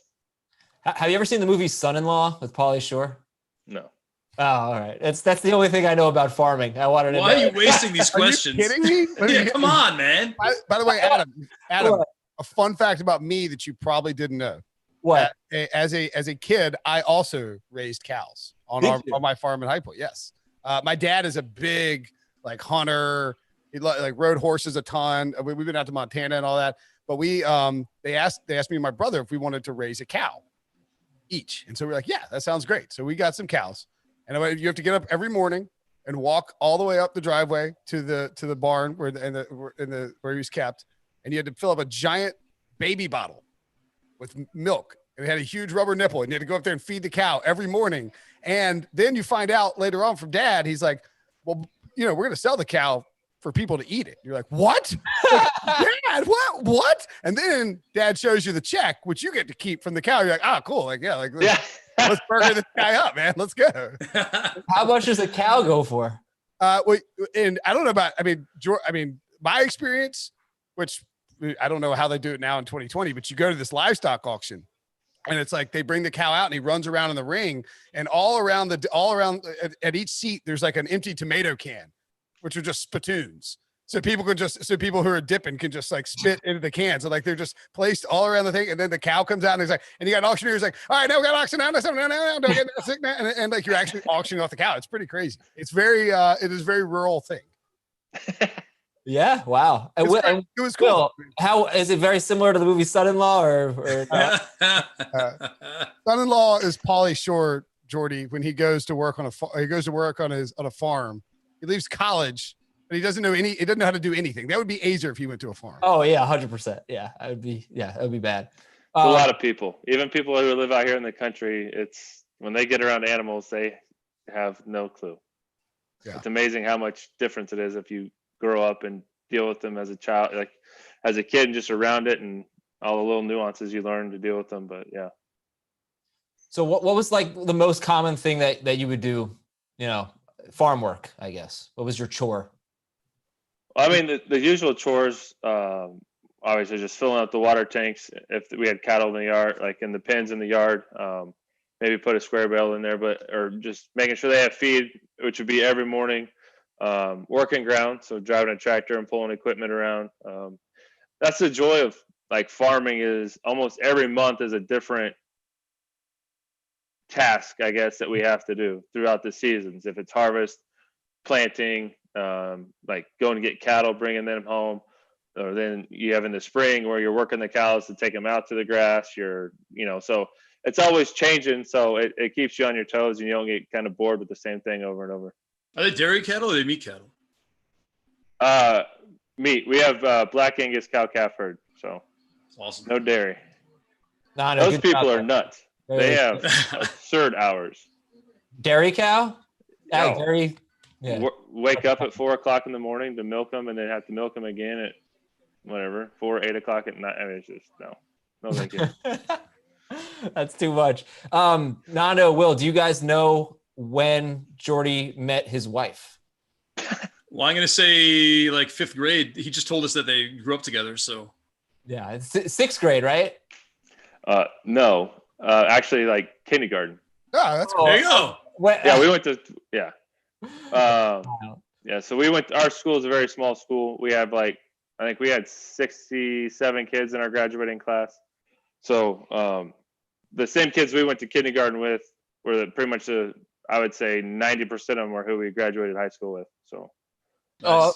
Okay. The internet says that you've been together since 6th grade. Is that true? That's close. There's a long story with that, but if you can take a break in a relationship at the age of 12, I guess we did, and then got back together. Good for you, man. You needed your space, Yeah. Gotta see what else is out there, I guess. Who dumped who at age 12? She dumped me. Oh man. Wow. Yeah, it was rough. I introduced Adam to his wife, and he didn't ask me to be in the wedding party. How messed up is that? I mean, he did get married, but I don't know if he appreciates you meeting them or getting them together. I guess. I guess not. I don't know how you do take that. It's really weird. Yeah, I'm sorry. I had a big wedding party, and I just couldn't squeeze Nando in. Adam's got a friend who's a Hollywood screenwriter. Yeah, right. I think it was more his wife. That's not inviting Santa to Christmas. Right? Yes, thank you. Thank you very much. The guy that set everything up doesn't get to be a part of it. Well, he was at the wedding. I mean, he got to go to the wedding. I was there. Yeah, I had a free steak from his father-in-law. Nobody wants to be at a wedding party, right? It's just a bunch of obligations, right? Now, yeah. It's a respect thing. Yeah, whatever makes you feel good. Yeah, thanks, Adam. Thank you. All right, we still. Jordy, sorry you thought you were going to come on and talk about football. Yeah, we're good. I think I had forgotten that you were at K-State with Josh Freeman. Yeah. Y'all put up, My last 2 years. yeah, you had numbers your final year too. Yeah, my senior year was a little ridiculous. Yeah, like because I just always think about K-State. Obviously with you think about Michael Bishop. Well, I always think about running the option. That's what I always you just think about Bill Snyder. But you had Ron Prince, right? Yeah, my last 2 years there was with Coach Prince. Okay. Yeah, so that changed. Definitely the system changed a little bit. And then when Josh came in, it helped out drastically on that aspect. So, yeah, we had a pretty fun senior year besides losing over half our games. But offensively, we put up a lot of points and a lot of yards. Yeah. Sorry, go ahead, Will. Oh no, I was just looking at the I had it up a second ago. I was like, we end up talking to these guests, and you end up going down this like statistical like Wikipedia wormhole where you're, like diving into like 09 K-State rosters and everything. Yeah. Wait, so your last year was 08. 07. Was it 08 or 7? Maybe 8 was the bowl game. Yeah. Well, my last season at K-State was 07. I was drafted in 08. So. Oh, okay. Oh, that's what. So Josh came out in 09. That's right. Yeah, he would have been drafted in 09. Yep. Okay. Yeah, 122 catches, 1,600 receiving yards, 11 touchdowns. Those are some Big 12 numbers. And that was before the Big 12 got out of hand. You're right. You're right. Those are legit numbers. Yeah. No. I'm not questioning the numbers. I mean, those are big numbers no matter what. Yeah, it was a good time. Yeah. We didn't win enough. That was the down part, but came close to those numbers with the Packers. I mean, pretty much what you were doing with Green Bay as well. And then talk about your year with Gruden. Obviously a big change. What was that last year with the Raiders like? It was good. It was definitely different, but there was positives and negatives to both sides. I mean, it was fun. Would have been awesome to end my career and play all my years in Green Bay, but to see another organization, be with different players and just see a different system and all that stuff was kind of enjoyable to see it. Gruden's extremely intense. It's definitely not a show or an act. That's him day in and day out and every minute and every second of the day. I don't know how. Like his energy levels on a whole nother level. So, but I think personally he did a great job the 1 year I was there because I think we won 4 games or something. And obviously they traded Khalil, they traded Omari. They were kind of had a change of thought and rebuilding and how they were going to do it. And so I think personally he did a great job of staying upbeat and didn't just completely, with us losing, like just bury us in the ground and beat us down all the time. So I was thankful for that because he didn't make like the day-to-day grind. We're still grinding day-to-day, but it wasn't.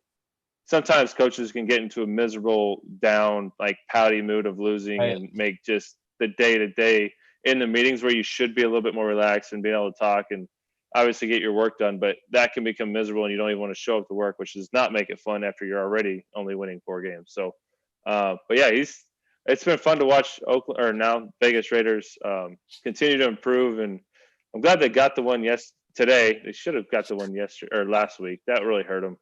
They have a chance to make a run and get in the playoffs, and I mean, not only for the players, but I want it for even just the support system that was there that I spent 1 year with. But like the athletic trainers, I'm like, you guys have like it's crazy. Again, completely spoiled being in Green Bay for 10 years, but it's like. They've experienced playoff. I mean, there's people there in the Raiders organization that experienced like 5 playoff seasons in like 30 years, and we went to like 9 straight. Yeah, I mean, mean, it wasn't even a thought. Was that sort of part of it? I mean, like you kind of get like you leave Green Bay. That's the only place you've been. You get to Oakland, you're like, man, like you know what? Like grass is like like the grass. It always feels like the grass is green. You know what I mean? Like the grass is greener. Like no, I mean every situation is different. Yeah. I think it would be that way if it was like my choice. Like I'm out of Green Bay, I want to go do my own thing, which obviously wasn't the case. But it was just a different system and a different organization and everything, and it works differently. I mean, Green Bay is obviously top notch in the way they run everything. Oakland did some great things as well. I mean, there's like I said, there's positives, negatives to Green Bay and how they do some things. Positive, negatives to Oakland and how they did some things. There you go. Positive Robert Tonyan. Robert Tonyan, Nando. All right. Touchdown. What kind of a player we got there? Robert Tonyan's emerging, Jordy. Yeah. Again, another guy I think it's probably consistent, and honestly, what Aaron wants is guys that will practice and do the right thing Wednesday, Thursday, and Friday, because then he can trust them on Sunday. I think he was talking about the other day on his show or his interview that he does with Pat every Tuesday about guys making the right decisions and adjustments and whatnot in practice. And he's like, I get more jacked about that, like if it's on a scramble drill or whatever, like because he sees the growth in these guys and understanding more, like I was saying earlier, more of football than on dragon. I have a drag and a slant. Like, yes, that's what you have, but there's so much more to it. And then there's so much more, especially with Aaron, after 3 to 4 seconds of him being in the pocket. Like if it's not in rhythm, now it's played number 2 in a whole nother ball game. And that's where those big plays come from. And that's one of the enjoyable things about playing with Aaron is you almost get two chances almost every play. If the first one doesn't work, Right. then and the second one has a real good chance of being better than what the original one was, because it's a scramble drill. You can get behind the guys. And I don't think enough teams honestly take advantage of that. There's so many athletic quarterbacks in the league now that, I mean, you see Russell Wilson doing it, Deshaun Watson, those guys that and it's not just chaos. Like there's a system to get out of the pocket and what the quarterback should do and what the receivers should do, and make sure, even though it's a scramble drill, there's still timing and all that. It takes time to practice it. And I think there's a lot of yards are lost and just not taken advantage of in a game because guys don't know what to do when the second reaction happens. Okay. Sorry, go ahead, Will. I was going to follow up on that. Like, all right, so let's say you're running a route on, like you're doing a deep post route, right? And you, in your mind, do you have kind of a clock running where you're like, all right, at this point, Aaron has either, like, if you know the ball hadn't been thrown, where you're like, all right, Aaron is going to break contain. And then like, what is your check? Like what's sort of running through your head and what's kind of on the checklist when that's unfolding? It all depends on so what we always try to do is get a low, medium, and a high guy. And I think one thing Aaron does great, and it was drilled for years in Green Bay, is when he breaks the pocket, you'll see him kind of step up, and then when he breaks the pocket, he goes almost backwards. He bubbles out. Yeah. So many guys continue towards the line of scrimmage or continue flat. Well, they run out of time. They either get too close to the line of scrimmage or they're shortening the distance between them and like the linebacker who eventually is going to close on him. So you'll see Aaron always bubble out, and then that's where there's timing even in the scramble drill, because he, would tell us like, we can't break too early on our second move, because if he's bubbling back, he's obviously not going to throw the ball to you. Right. So while he's bubbling back, what he wanted us to do was turn upfield, and we'd take 3 to 5 steps upfield to get the DB running and then come back towards him down the line of scrimmage. And while he's bubbling back, we're breaking up. And then once his hips turn, ours turn. And then there's still timing and all that aspect. So, in other words, by the time you break down, he's going through another set of reads. Mm-hmm. If all the receivers are doing that correctly. Right. But if you do it right away, he's not ready to throw the ball. And then by the time he is ready to throw the ball, the defender on you has already reacted to what you've done and is caught back up to you. So, and we never technically worked it as a drill, but every team play and every 7-on-7 play, if it didn't happen in rhythm, we'd all hit scramble mode. He would never, very rarely would he run the ball in practice. We weren't, him scrambling for a 5-yard run in practice was pointless. So he would, we'd always work the scramble drill, both good for offensive guys and defensive guys, because obviously it's a big part of the game. So what was the problem? That was Will basically hit 75% of what I wanted to ask. But when you're he likes, I read 2 years ago in the preseason, there were a couple guys young guys, when they had the 4 rookies come in, he was like, I trust them. Is that exactly what it was? Or was it I trust them to actually hold on to the ball? I know it could be several different things, but was it just to listen to him in practice and do exactly what you described, or were there some other layers to it? It's practice and meetings. I think that's the first step. If you get asked a question in a meeting room and you are slow to answer or answer it with a question mark at the end. I mean, there's obviously 2 different ways to answer a question. You can have confidence what do you about think? it. I have this, and this, or you're I have this, and this, there's 2, and as a quarterback, you're well, if that's how you're thinking sitting here in a meeting room, what are you going to do when it's full go on the field.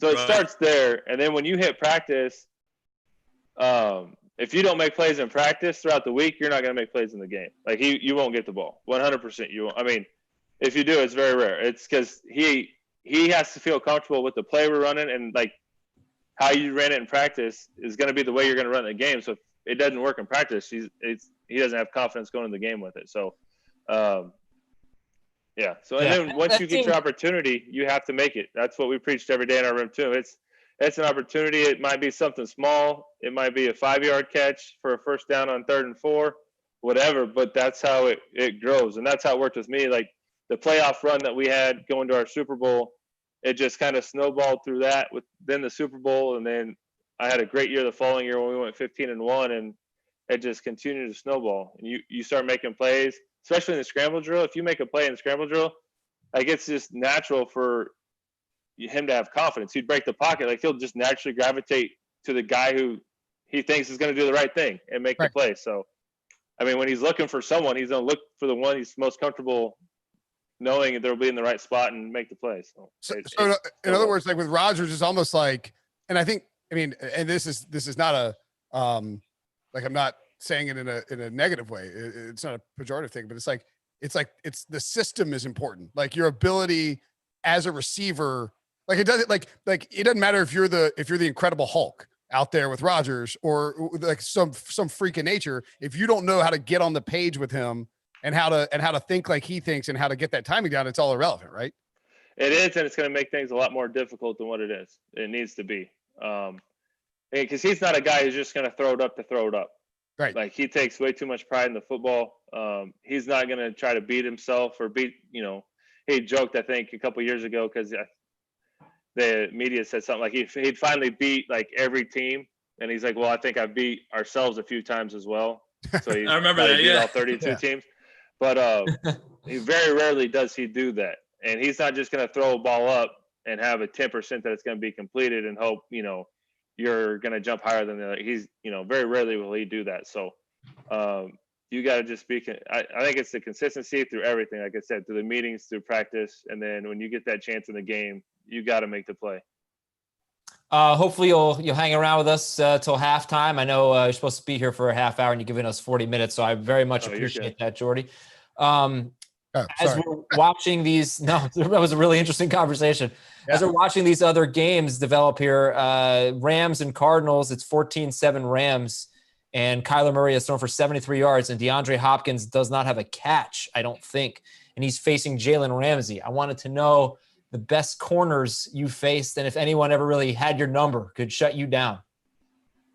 I think the best that we faced was when Revis and Cromartie were with the Jets in 09. It was like 09, 10.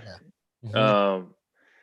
Like Revis, when his first stint with the Jets, it was unbelievable. Just the guy had everything from hands to feet to strength to knowledge. I mean, can press you, can play off. But honestly, my rookie year is probably the two best DBs I faced was Charles Woodson and Al Harris, and that was not fun. I mean, you step into the league, and those are the two guys you have to go against every practice. I mean, talk about making a game easy. Right. You had to deal with those two in practice, and they would, especially when I first got there, the defense we ran, they pressed probably 75% of the time. So it was every time you lined up, especially Al Harris, every time you lined up, it was press man. Like press. You're fresh out of K-State, just getting jammed in practice. I mean, and then when you go to a game, like you play these teams that 75% of the time they're playing off coverage. Like, well, this is a lot easier than practice. That's great. But you had to have seen like Xavier Rhodes. Yeah. Charles Tillman, maybe like Darius Slay. Charles. No offense to Xavier Rhodes. Are you comparing Xavier Rhodes to Darrelle Revis? Xavier Rhodes, no. But Xavier Rhodes, that has been a great cornerback. I'm just thinking of Adam's just reading off the Wikipedia page. I'm thinking he's going through all the rosters and the guys in the NFC North. There was some very good. Those are some very good defenses. I mean, the Bears and the Charles Tillman, Peanut for the Bears. Yeah, really good. Xavier Rhodes is a very nice person, and he was. You know what, Will? Instead of Jordy, it says here you played wide receiver. Instead of Will talking about who the best cornerbacks are, why doesn't Jordy Nelson tell us how good Xavier Rhodes was? I know maybe he wasn't Darrelle Revis, but was he a challenging cornerback for you? He was very big and strong. I think he struggled a little bit with quicker guys, and not that I was a quicker guy, but you could get him to move. And but yeah, he was one of the better ones. I don't think he was one that going into a game that I was too worried about, or I mean, like someone like Revis that would try to truly take you away. So, or because I think honestly the ones that are really good, Sherman was one. Yeah, because they're the ones that the quarterbacks only want to throw the ball towards. Like, it really don't matter what you do. Like, they don't even really necessarily want to look that way. Like right. Patrick Peterson, especially when he was younger. Yeah, so they're again, it's same thing, same conversation we had with the receivers. There's so many of them, and you can pick them all apart. You can, you know, they all have their different skill set. They all have their different defenses. I mean, yeah, like even Sherman, like with that defense in Seattle, all those guys just played so well together, and they knew how to play the game. They funneled everything together, and it just made it a pain. But when you did throw to him, he made the play as much as everyone thought he didn't, like he did. And then when he went to San Francisco, he still did the same thing, and people still don't want to throw his direction.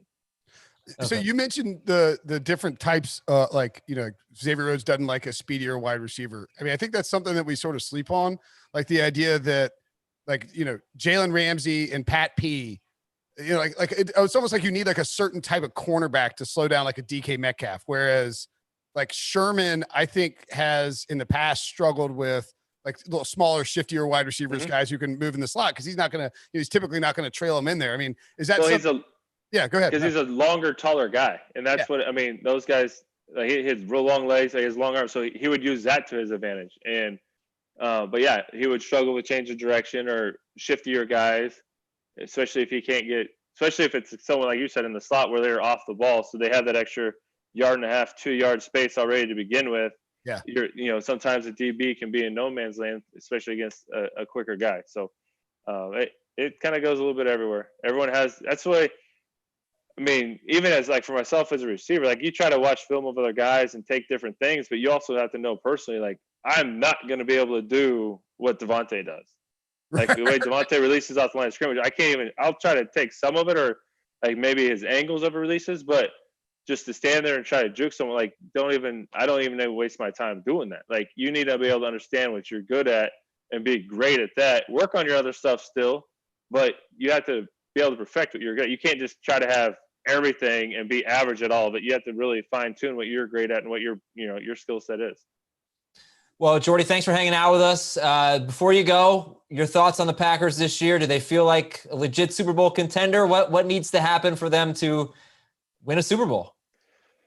Well, I think when you have Aaron at quarterback, you're always a contender. No doubt about it. I think what it's going to come down to, and I think what it comes down to every year for these teams is who's playing the best football at the right time. That's how it was when we won it. We were 10-6 and had to win our last, I think, 3 games to get into the playoffs. Maybe it was 2 games, but and then had to go on the road the whole way. So you just got to play good football when the time comes. So they just got to stay healthy and even play good football, and they'll have a chance. So a lot of things can happen between now and then. But, yeah, I think they have a shot. There's obviously other teams, but I think they can match up with anyone, and we'll see what happens. All right. Well, as we always said when we were playing, you just got to get in the tournament and then cut it loose. The big thing is just to get through 16 games, right? And make sure you get in it, and then see what happens. Especially this year, for sure. Well, thank you for confirming that Xavier Rhodes is the best cornerback in football history, and for all your time, man. We appreciate it. Have a great one, and thanks for hanging out with us on the Home Team Watch Party presented by Lowe's. No problem. Appreciate it, guys. Thanks, Jordy. Good evening. See you. Right. I think Nando's leaving us too, if I'm not mistaken. Hey, you tell me when to leave, and I'm out. Oh, whatever, man. Like my wedding party. You want in? Feel free. You want out? You see that Seahawks? This is a shootout. 5-0. 5-0. That under's looking good. Who's coming up? Who's next? Wayne Gallman with a nice. Having Wayne Gallman on the show while he's playing. That's amazing. That'd be pretty amazing. Yeah. Oh.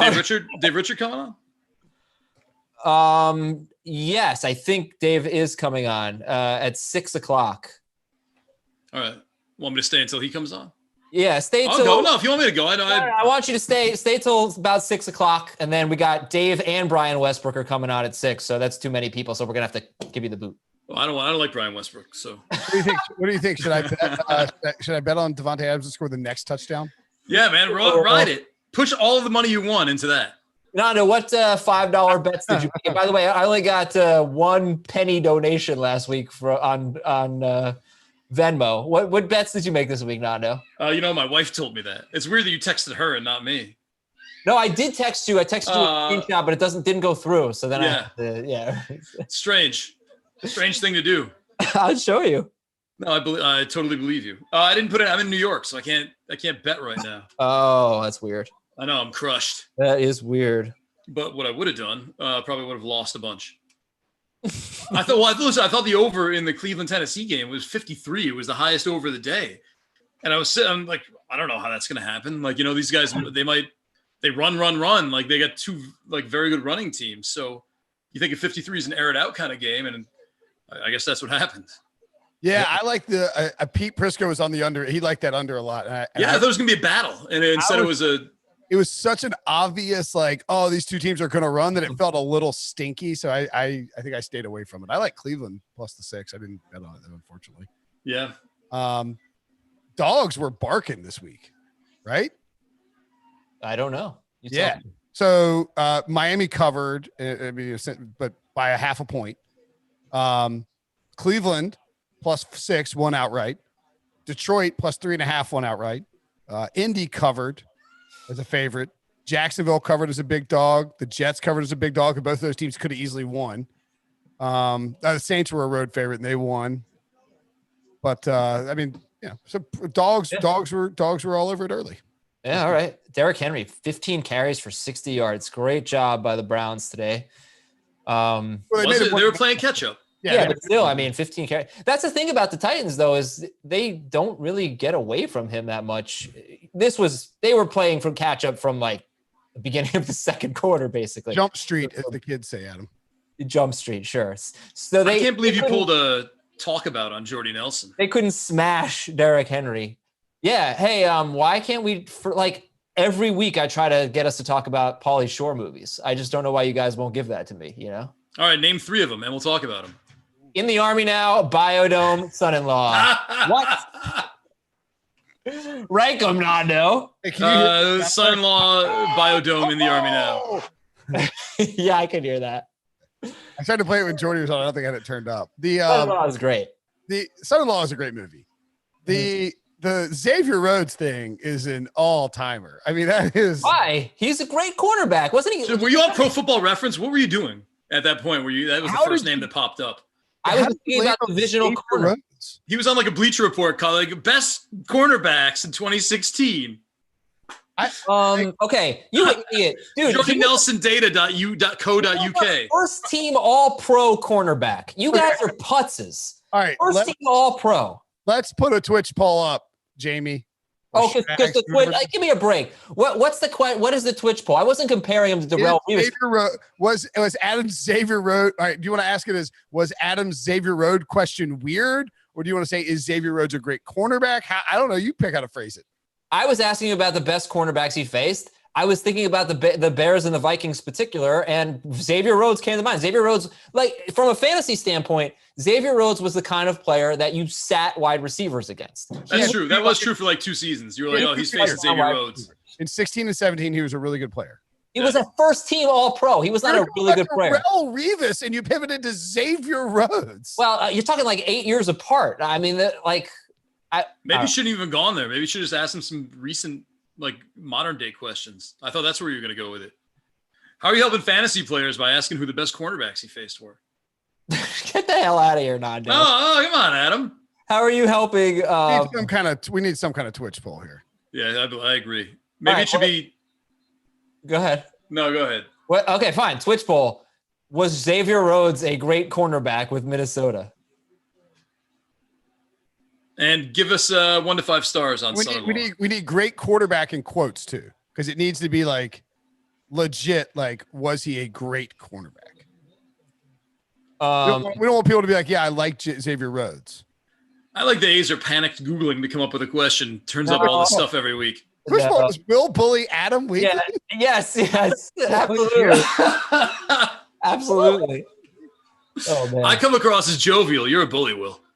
People do accuse me of being a bully. I'm just aggressive. Nando's the biggest bully I've ever had in my life. Oh, please. Really? Jordan Shapiro in 7th and 8th grade, and followed by Nando. Give me 3 examples of how I bullied you, friend. Like you. Or I'll punch you in the face. Holy cow, the Patriots are about to score their second special teams touchdown. They blocked a field goal and ran it back at the end of the first half. Last play of the half. Why didn't I bet the Patriots? 28-0. Well, 27 at the time being. There was one time where I was driving Nando and his wife and my eventual wife to a bar, and he kept opening the door while I was driving. We were at stoplights. You were not at stoplights. We were going like 20 on A1A. We were going 20 on A1A, but we were not at stoplights, and he kept opening my car door to the point where his wife had to yell at him and tell him to stop. That's bullying. That's not bullying. How's that bullying? That's joking around with my friend. How's that? It wasn't funny. How is that bullying? It's the only thing I can think of. Because it doesn't exist. Because he yeah. Because he shut up, Will. That's not a nice word. All right, I'm just we're watching some games here. 5-0 Seahawks. Russell Wilson. Baseless. All right, so Russell Wilson and Kyler Murray have been complete poo today. This really sucks if you were 6-6 and like you needed to get that 7th win. Yeah, Murray's got 8 points. Russell Wilson has 1 point, and Murray has made one throw to a wide open player for a 59-yard touchdown. And other than that, I think he has 14 passing yards. I told my buddy who's asking me about fantasy advice that I would start Taysom Hill over Kyler Murray today. Oh, God, my Twitter followers told me to start Matt Ryan over Taysom Hill. Oh, Tyler Lockett fumbles. Get the ball. Who got the thing ball? with Murray that I never told us Tyler Lockett was back in. I don't know that you can trust. I don't know if you can trust Kyler Murray as a fantasy starter until he shows us that he is healthy enough in terms of his shoulder to be willing to run the way that he was running for a stretch there. Yeah, because he doesn't get those rushing yards and those rushing scores. Like I just don't think he's gonna, unless they got a great matchup. I would have sat him today because I think the Rams have a great defense, and it's just I don't know. I don't think that. Yeah, no, the Rams do have an amazing defense. The problem is, I just like this shoulder thing has been used as an excuse, but I don't know just how hurt he is. Why do you hate Kyler Murray? I love Kyler Murray. He's got a sprained AC joint. Like if you get a hit, you're done. Is that the reason why he's not running? I don't know. Yes, because he doesn't want to get jacked up when he's running. He had 2 games in the year where he had 20, 30 rushing, 20 yards, something like that. So, I mean, it happens. I don't think it affects your passing. I think it's one of those things where if you get nailed down on the turf, it's over. Yeah. Well, his passing has not been good 2 weeks in a row now. It happens, Yeah. What do you do with Kenyon Drake and Chase Edmonds then? I mean, there's a whole trickle-down effect there. Well, the thing about Drake is that he's catching passes, at least before today. Yeah, well, that's what I'm saying. Like, if he's out of funk, then everyone's going to be out of funk. Darrell Henderson, by the way, did leave earlier in the game, but he is back. Oh, what's up? That's the distraction dance from Henry Stickmin. Now you distract people. Robbie, can you say hello, Mr. Nando? Hello, Mr. Adam. I heard it faintly. Yeah, he has a very that's a cool distraction dance, bro. Are your kids into memes? Robbie's big into like memes and stuff. Our kids are too young. Yeah. Sorry. Someday. Hey, Robbie, come here. Do you know what Robbie did today? He's just Googling the distraction dance now. He was on the potty and he had his iPad and he started texting my mother-in-law. And it's logged into my wife's account. So she gets a text. It's like AK. And it's like, and he's like, he wrote Sonic poops. Excuse me. And then he wrote poop. Oof. And then she was like, what is happening? And she was like, is this Robbie? He was like, yes. That's great. Ask him which one of us he likes better. Okay. Do you want to hear him? All right. Well, Nando, you want to ask him or you want me to ask him? You go ahead and ask him. You're the host. Robbie, I'm Adam, and that's Nando. Which one of us do you like better? You're a silly goose. All right. Get out of here. That sounded more like Adam than Nando to me. I don't know. Go ahead, ask him again. Get out of here. What did he say? Get distracted. LOL. I do not know what the Wait, distraction. bring him back and ask him about Xavier Rhodes. Hold on. Nando has a question for you. He wants to know, is Xavier Rhodes a great cornerback? Yes or no? Get out of here. Looks like a no to me. Yeah, well, Nando, don't leave yet. I gotta go help him with something. our Twitch audience agrees with me. We got 5 yes votes and 1 no vote. That game's at halftime, by the way. It is Packers 14. Oh, that game is back. I'm sorry. You should really read those as percentages, so it sounds like you get more people watching. Oh, deep ball, deep shot. Incomplete. 3rd and 7. I should read those as percentage. I found that poll was just posted. I found that Jordy Nelson stuff fascinating, by the way. Like about the trust of the wide receivers, that kind of stuff. Like, yeah. No, it was great. It was a very good weird. It's weird. Like no one's learned. Like you think, like okay, this guy's been quarterback for what, 15 years? Like anyone who comes in there should know. Like study the playbook, know the answers, just get in sync with him in practice, and you'll be like the number 2 wide receiver for the Packers. Sounds intimidating, though, doesn't it? What studying? No, just like constantly seeking the approval of Aaron Rodgers. Well, he's the guy who throws you the ball. I understand. It sounds intimidating. You know, That's how I was with you early on in our career. seeking my approval. Yeah. Otherwise, I wasn't going to ask you for your rankings. Well, everyone saw how you ruthlessly replaced a host when we started together. So who knows what you would have done to somebody you didn't like. No, this is bullying. This is bullying. That's not bullying. It's joking. It's always making me look bad, framing me. That's not bullying. That's not the definition of bullying at all. It's adult bullying. Okay. By the way, have you ever seen the movie Bully Bully? No, Big you bully. can't make Big Bully with Tom Arnold and that other guy. What's his name? Would you just go watch things completely out of the $3 bin at Best Buy? Hey, this DVD looks good. Let's go. Oh, I got the 17 best Woody Woodpecker cartoons ever. Let's go home now. okay, forget It's it. only $3. I have the Tom Arnold collection. All right, well, I guess you never saw Big Bully, but that's you. You're Tom Arnold, and I'm Rick Moranis. But you can't just. I thought it was what's his name? I thought it was Clifford. No, Big Jordy Bully. Nelson. Jordy Nelson is up there on my. We have had Yeah, it's Rick Moranis. some really good guests on this program. Terrific guest. I agree, man. They've been amazing.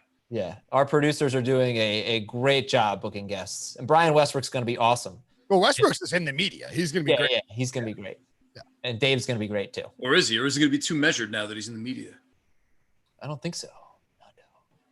All Nando. right, I'll get out of here. Tell Bye. Dave I say hey. All right, Nando. Hey, by the way, did you send him the gift yet, or what? Me? Aizer.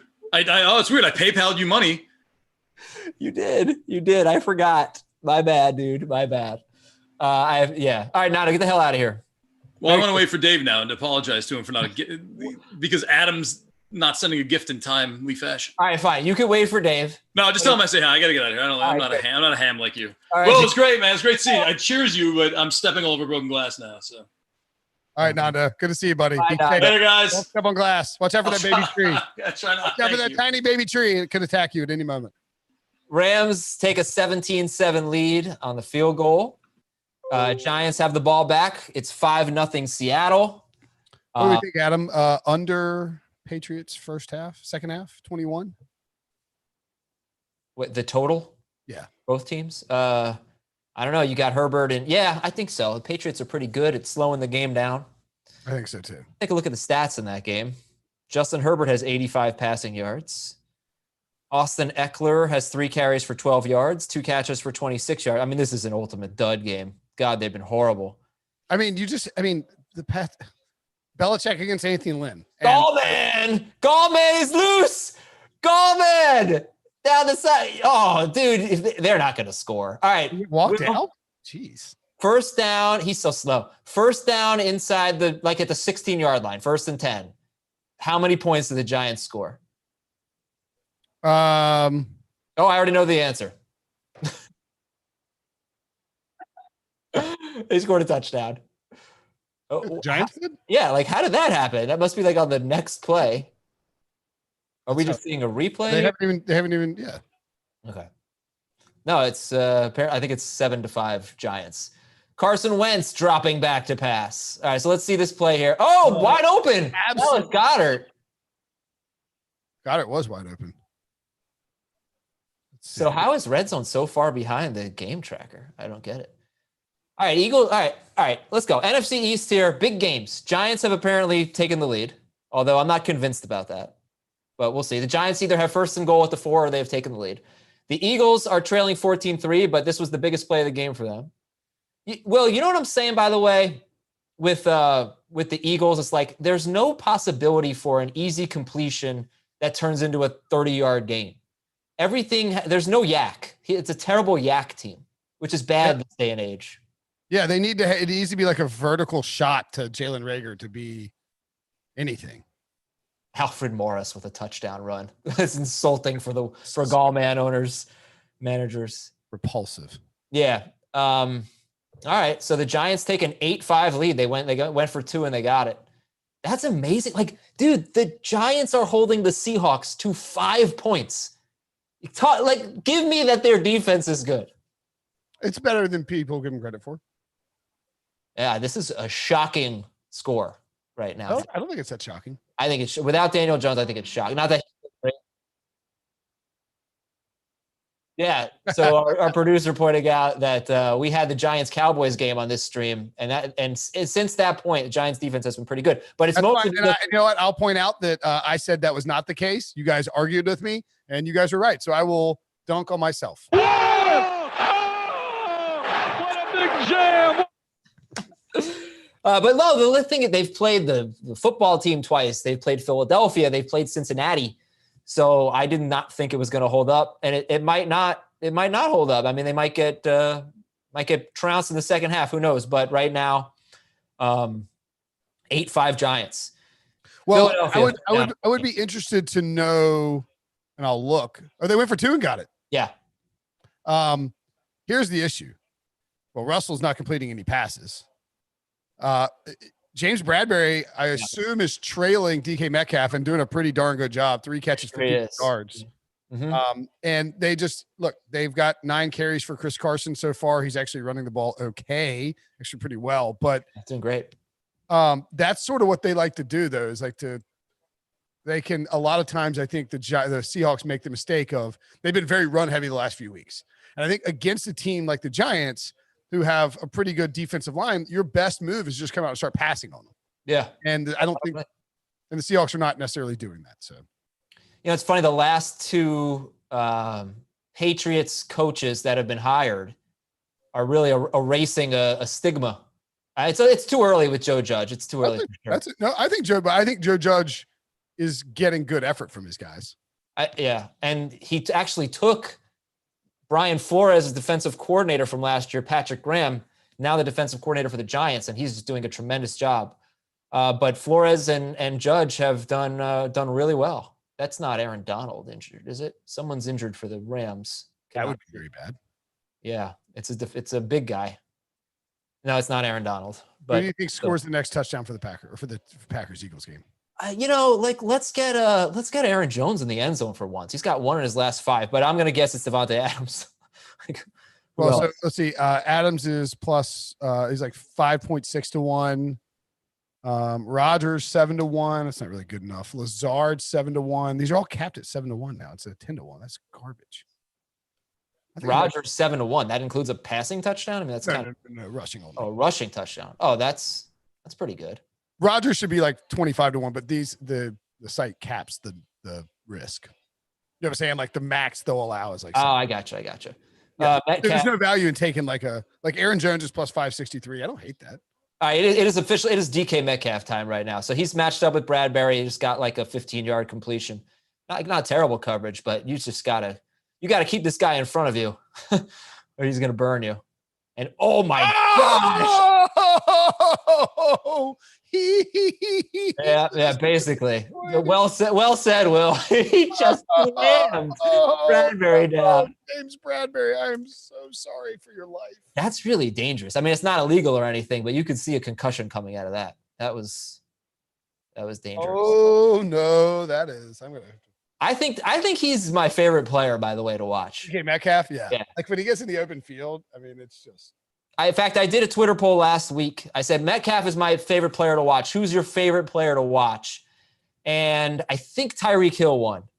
Tyreek Hill, the 4 finalists were Tyreek Hill, A.J. Brown, Derrick Henry, and Dalvin Cook. I just used the responses. And I think Tyreek Hill won the poll. But who would your favorite player to watch be? Sorry, I'm recording DK Metcalf. How do you do that, by the way? I hold my phone up and record the television. Yeah, my favorite player to watch. Non-quarterback. That was non-quarterback favorite player to watch. Yeah. You know who's sneaky one who's up there? Dalvin Cook. Yeah, he was so the 4 finalists. I didn't even listen to you. Sorry, I heard Tyreek Hill and DK Metcalf. The 4 finalists based on the responses were Cook, Henry, AJ Brown, and Tyreek Hill. Ooh, that's a good list. I find all those guys extremely aesthetically pleasing. So Henry, I love watching just because you never know when he's going to pop one. He's so unique. There's no player like him. Oh, that was a perfect pass. How did that get in there? Perfect pass by Aaron Rodgers. Look at this, crawling like a dog. Can you recall a player? Yeah, I mean, I think it's kind of easy. Like Brett Favre comes to mind, but a player who was kind of counted out late in his career, who came back and had like this good of a season, or just an amazing season. Favre was so good with the Vikings. Yeah, but I don't recall anybody doing it on the same team with like a different coach. That's pretty unique. That's, I mean, like, the Cowboys, I mean, TBD on Mike McCarthy and the Cowboys and whether it works out or whatever. But like, I mean, I think we can all fairly safely say that it wasn't Aaron Rodgers' fault that the Packers weren't good. I wanted to ask Jordy about it, but it didn't feel like the right interview. It did not. Right. Yeah. You got to play. You got to know your audience. You got to know your subject. Like LeGarrette Blount will tell us literally, he's very blunt, like pun intended. Like he'll tell us anything. Right. Jordy felt like, although I will say, when he was asked about Xavier Rhodes, so I didn't worry about him. Like, right. I mean, I feel like he would have been honest, but I don't think he wanted to. I don't think we needed to like dig up the dirt on the Packers. Right. Yeah, I agree. Which, I wanted to dig up dirt on the 7th grade breakup, really, but that was a great question. Yeah. he murdered you on Nando on the wedding thing. He did murder me on that. I regret it. I probably should have had Nando at my wedding party. I got a buddy who made so who did it come down? Did you have to make a decision on like a friend from growing up that you had to put in over Nando? Like, how did this play out? I already had more groomsmen than my wife had bridesmaids. So I think what was the final number? I want to say it was like 8-6, something like that. 9-7, so I think I just was kind of limited. He definitely would have been the next man up. But yeah, how about you? I didn't have any issues with my groomsmen. But although I had, I had a wedding, a buddy of mine got married and he's one of my best friends now. And one of my best friends then, and like me and another guy who, met him in college were like the last 2 out on the wedding party. 2 guys who were like probably not even as good of friends with him, even at that point, got in, but he grew up with them. Do you know what I'm saying? Like that's like a tough line to walk. Tough. Yeah. Growing up. Yeah.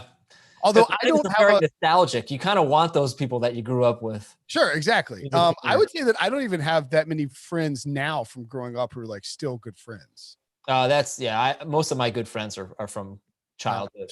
Oh, they are? Yeah. Up to high school, I would say. Oh, wow. Yeah. Yeah. I was cool back then, Ah. Yeah. I mean, I would say like 90% of my good, although I guess I also live in the same city I went to college in. So that's sort of different too. All right. I'm sorry. Door here. How about we get Devontae Adams again? Is Aaron Jones? All right. Got 2nd and 2. Obviously, Aaron Jones is the play. I should have gone with him. the touchdown here, this game is over. But we'll still have fun. Brian Westbrook's coming on. He's probably going to be pretty salty. Aaron Jones has been a major letdown for his fantasy managers recently.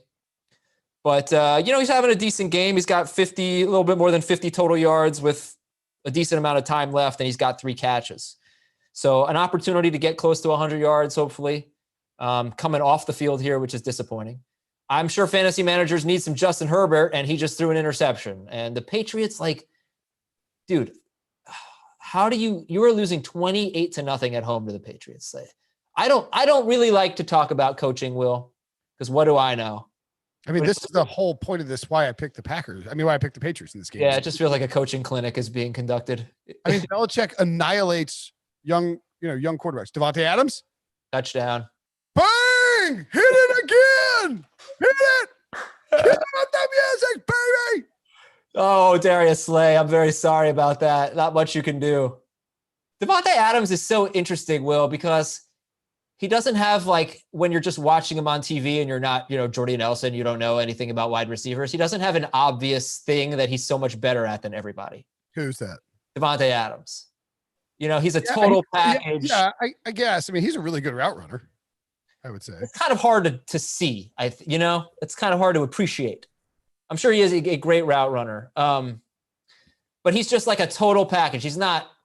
Yeah, I don't know. Yeah, right. That's his 400th career passing touchdown.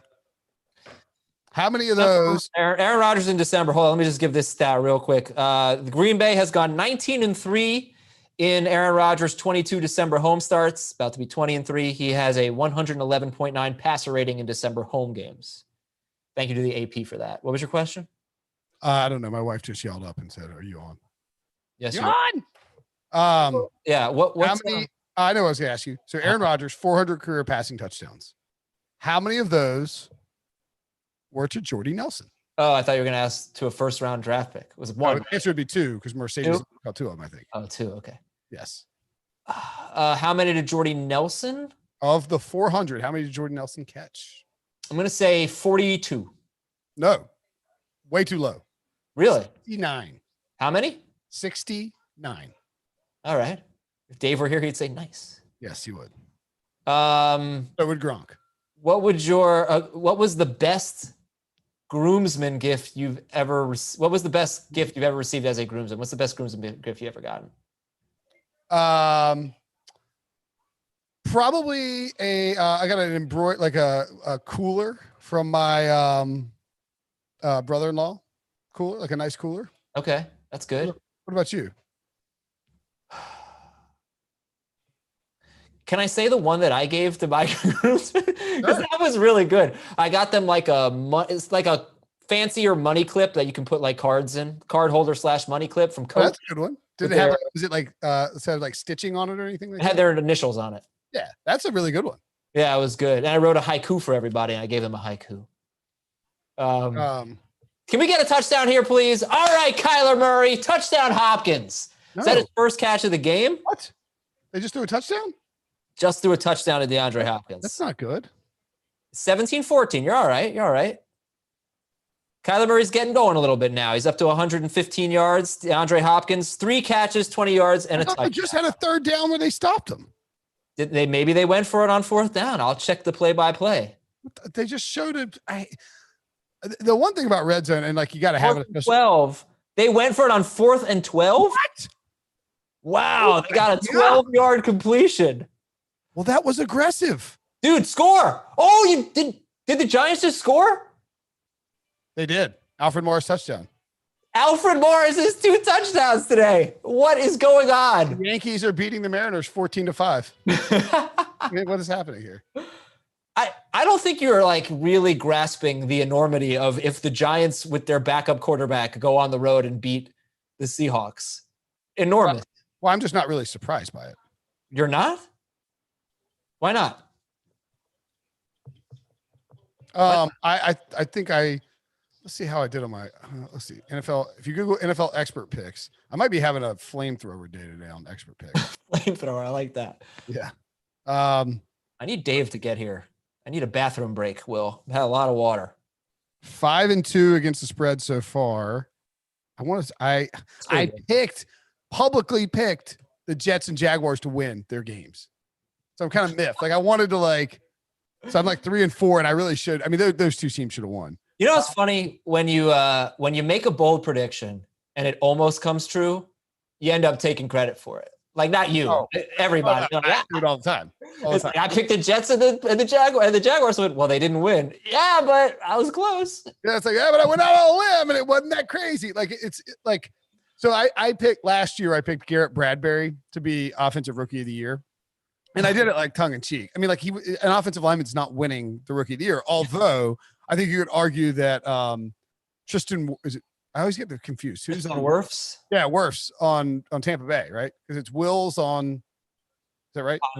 On Wills on Cleveland. Oh, Cleveland rather. Yeah. And then back. Yeah. I always get Wilson. Becton is the Jets. Is that who caught that touchdown pass? Is that my man Jacoby? I think it was Jacoby Myers. Jalen Hurts is Harry. Oh, dude, I think Carson Wentz is straight up being benched right now. We'll see. Oh, we'll see. Jalen Hurts in the game.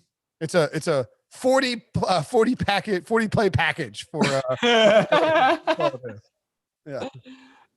All right, we'll see if we can get something going here. Gosh, Miles Sanders, what a disappointment. But I'm trying to see if I had the Seahawks. I had the Giants against the spread, but the Seahawks showed up. Yeah, I mean, I don't think anybody thought Seattle would lose, and they still probably won't. Hurts throwing downfield. Oh, drops a dime in there. Very nice. Is that Rager? That is Rager. All right, Eagles, get it going here. Will, can you take over for about 30 seconds? Yeah, I would. I'll be right back. Okay, I'll just do. Let's ask some audience questions. Wait, before you go. Oh, he's already gone. That's cool, Adam. See you, buddy. Looks like I don't know what happened to Sanders. It appeared. I think he was out there on that play where Hurts had the long. Oh no, he's back out there now. Miles Sanders is, I believe. So don't panic too much, fellas. Ozzy wants to know who will be the number one fantasy baseball player drafted next season. I will say, and obviously this is, it's team dependent, right? Like, or it's league dependent. You know, if you're like, I have a points league on CBS where, strikeouts are very valuable and you win by drafting pitchers. So in that case, you're going to go with a different option at the number one overall pick. But I think that the answer might be Ronald Acuna Jr. or potentially even Juan Soto. Both of those guys look like they are going to be absolute monsters moving forward. I think if you're in like a roto league with OBP, Soto is a guy that could be certainly in play. And Mahesh wants to know, please comment on running back strategy. That was where you go this season. I'll say this real quickly while Adam suits back up. And I mentioned this several times on the stream. I am very frustrated in this fantasy season, primarily because I'm basically going to miss the playoffs in 2 leagues where I had the number 2 overall pick, drafted the same night. Actually, I had to draft at the same time because of some scheduling concerns, and took Saquon Barkley in both of them because that was the safe thing to do. And I wanted Alvin Kamara. I wanted to have the huevos to go on a limb and take Kamara over Saquon Barkley. And I chickened out at the last minute and I took Barkley, and it's probably going to cost me the season. And so I think that is a lesson for me moving forward, that even though sometimes it's better not to be bold in those instances, you got to follow your gut, or like, I'd rather lose on my own intuition than, you know what I mean? If I'm wrong, I'll deal with it, but I can't handle drafting the safe guy and then getting burnt. Yeah. I mean, I was doing the flex draft with all the industry experts, and me. And I made the draft pick beforehand, before I asked everybody. We were doing a Zoom call for the draft, just for fun. And I said, would you guys take Tyler Locket or DK Metcalf here? And I took Locket. So this was on me. I took Locket. But in my heart, all offseason long, I wanted to take Metcalf over Locket. I really wanted to. And it doomed me. I'm in 6th place, I think, right now, playing to get into the playoffs. And my team's, I have McCaffrey and Kittle, so I'm not getting in, and I have Justin Herbert starting today. But yeah, I mean, go with your gut. Fantasy analysts are wrong. It's sorry to say it. They're wrong a lot, right a lot and wrong a lot. So if you feel conviction about something, go for it, man. Yeah, and the other thing too that I think is important. So, and I don't know that my team would have been good if I'd gone in a different direction, but I wanted Kittle or Kelsey coming back to me on the wrap. I went Barkley at 2, and then just the way that things shook out, I ended up having to take Kenyon Drake on the wrap coming back to me at 2. And then I panicked and didn't draft DeAndre Hopkins because I had just drafted Drake, who I didn't really want in the first place. Like I drafted guys I don't want, and that's just dumb. In our office league, it's a funky format where tight ends it's heavy tight end. But I took Travis Kelsey too over Barkley. Like McCaffrey went 1, and I took Travis Kelsey because you can only draft running backs and tight ends in the first round. And right. But like that was the play. And my team's awesome. And I was just sort of said, bleep it and drafted. I was like, I want Will Fuller. I want Calvin Ridley. I want Kelsey. Like, I just want a team that's fun. I don't even care about a running back. I took Stafford, and like my team is fun and they're killing people, and winning is even more enjoyable when you've got a team that you like. So I'm done taking guys I don't like. Yeah. And fantasy, so much of it is about having 1 or 2 players that are just awesome and filling in the rest of your lineup, right? So give yourself as many chances to get that player that can be incredibly awesome. We focus too much on floor with fantasy. When you're building a fantasy team, you want to make sure that you've got like a good group of guys. You just need to like max your ceiling out. Like Calvin Ridley, Will Fuller, could they lay eggs on a week-to-week basis? Yeah, but their ceiling is so high. You're just going to have some close games throughout the course of the year, and then you need to be able to max your ceiling out on a weekly basis. But how do we identify ceiling? Like when you look at wide receivers, is it quality of offense, quality of quarterback, quality of player? Yeah. Because Terry McLaurin, there's no reason why he's on the football team. And to be fair, I mean, he's not having as good of a fantasy year as he's having a real life year because he's not scoring touchdowns. But I don't know. I feel like it's hard to project a ton of upside for a guy like Terry McLaurin. Yeah, but, and I understand what you're saying, but that situation's a little unique because he's just he's going to be a target hog in Washington's offense, Yeah. He's the number 9 PPR wide receiver going into this week. And he's only 10th in the NFL in catches. Let's see where he ranks in yards. Oh God. And in that same team where I had Barkley 2nd overall, and then in the 5th round, I made a mistake and just missed Mark Andrews. And then I was he wasn't. He's been pretty disappointing. That's true, right. But I was going to draft Terry McLaurin, and it was that night because it was the Tuesday night where everybody was drafting, and the CBS servers were kind of freezing up a little bit. You remember what I'm talking about? No. Yeah, I mean it's just everybody in the entire world. That never happened at CBS. What are you talking about? I had both of my drafts, like it was Fernelli's league and my league, both froze up at like the same time. And we had the Twitch draft that night, actually. Yeah, and so it froze on me, and when it came back, I had my timer had run out, and my buddy Blaine who was picking right immediately after me, had already I had auto drafted somebody, and then he had drafted Terry McLaurin. Oh. And I was going to take McLaurin there, and instead I backed it out, and I didn't feel comfortable taking McLaurin. Like I was texting with him like, hey, I wanted McLaurin, but I don't, I feel like that's kind of, you know what I mean? Like it's kind of shady to, once a pick has been made to back it out and be like, oh, that's exactly what I wanted. You can't do that. Who did you end up auto picking? Do you remember? Well, no, I backed it out, and then I took Marquise Brown. Oh, you took Marquise Brown. Okay. So, but you still gave your friend McLaurin. Yeah. I was like, you know what? I was like, I had these guys like kind of sort of even. I mean, like, and that's just the kind of year in fantasy for me this year. It's like, instead of the top 10 wide receiver, I've got Marquise Brown, and I didn't play him this week. Marquise Brown, I think is actually going to be good this week. With Lamar Jackson back and no Mark Andrews, I actually don't. I think there's a great path for him being good this week. This has been a pretty strange year, but I think I'm really impressed with their ability to have gotten so many games in and, being adaptable and the players. Knock on that wood. Yeah, knock on wood. The players have been really good. We're waiting for Dave and Brian Westbrook to join us here. We will take you up to the end of this game. Green Bay 20 and Philadelphia 3. And pretty soon, Packers might take their foot off the gas a little bit. So see if we can get some more. Did the Patriots just get another turnover? Me, oh my. No, they've turnover on downs. They're going for it on fourth down. Okay, well, no, they turned him over one way or another. J.C. Jackson interception? I don't know. I'm watching the play right now. Yeah. Ladies and gentlemen, Dave Richard, Big King 3.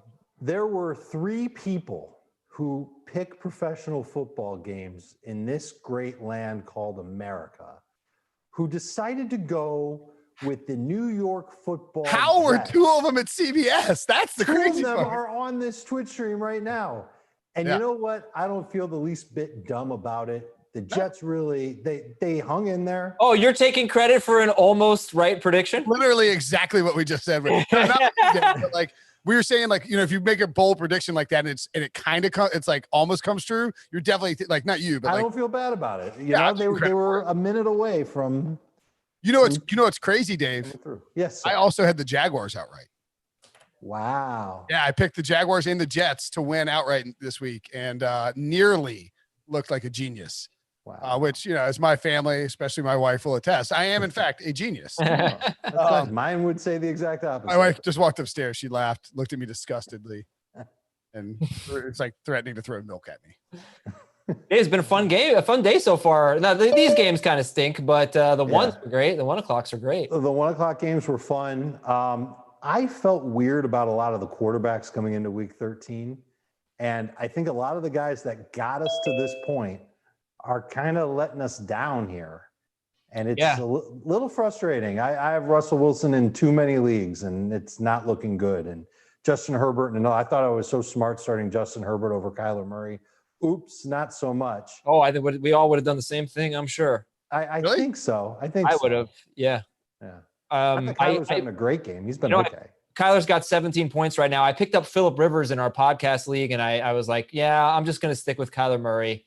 And it's probably not going to be the right call, but Probably the not. Rams have it on the goal line. Oh, it could be Cam Akers time. it is Cam Akers in there. And Brian Westbrook is here as well. What's up, Brian? What's up, guys? How's everything, man? Brian Westbrook is here? That's right, Dave. Dave, how you Brian doing, buddy? Westbrook? I didn't know you were going to be on today, B. West. Golf. Oh, man.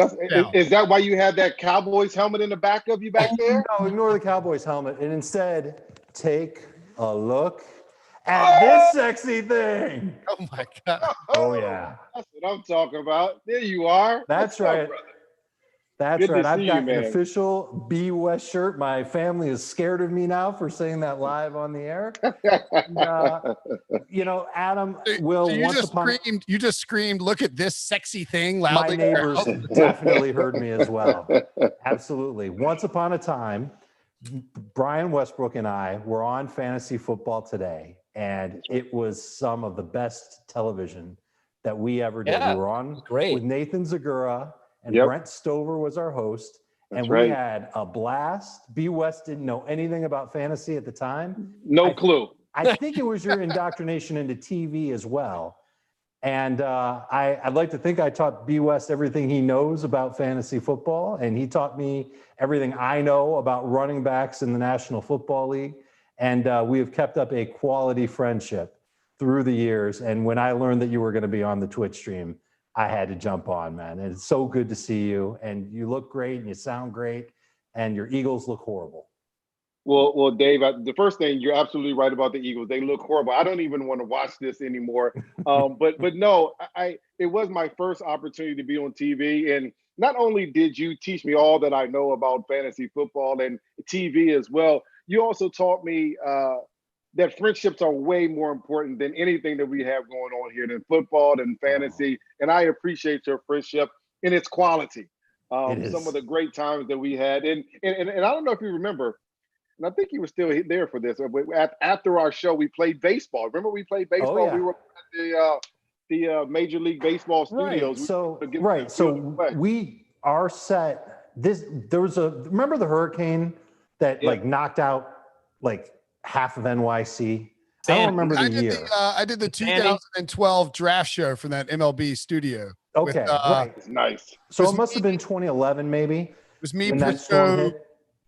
Billy Devaney, and Yep. Yeah. Well, before that, CBS Sports Network used to have a studio right on the pier in Manhattan, and it got totaled from a hurricane. And so we had to scramble, and we ended up doing shows live from MLB Network studio in New Jersey. And everybody that's watched MLB Network knows that they've got like a miniature baseball stadium as a set. We were the first people to ever play football on that set. That was after that. We couldn't wait for the shows to end so we could go play on the field. And then we played wiffle ball on the set. It was, those times were great, man. It was a great time. I remember all of that. I remember the bone and ribeyes. I remember the baseball and the football, and we would rhyme on air. It was it was excellent. We had a blast. Yeah. And I want to teach you just one more lesson about fantasy football, if I could here. So we're in a 2 quarterback league where I need to win and have Dave lose in order to make the playoffs. I'm holding up my end of the bargain. I had Baker Mayfield and Jared Goff today. But Dave needs to lose, and Dave is playing Will. And Will hasn't set his lineup in about 2 months in this league. So Will has Teddy Bridgewater, Rex Burkhead, Kenny Galladay, and Odell Beckham in his lineup today. So Will, I don't think so. Brian, that's a lesson. Doesn't matter how bad your team is. Make moves and set your lineup, Brinson. Can I'm not gonna offer a defense because I think it is terrible that I'm altering the landscape of the playoffs and possibly just changing history with my decision making. But I will say this: I don't care. It's the pandemic. I'm over fantasy this year. I'm scaling back my leagues next year. I'm in too many. I don't care about them. I find them to be a pain in the ass now. This is a great message for our audience, What Will. are you doing on this Twitch? Thank you very much. I love fantasy, but I think that the pandemic and like my lack of concern over these leagues is giving me a lesson that I need to refine my focus for the leagues. And I don't think that's well, how many leagues are you in? like I mean, what leagues are you in?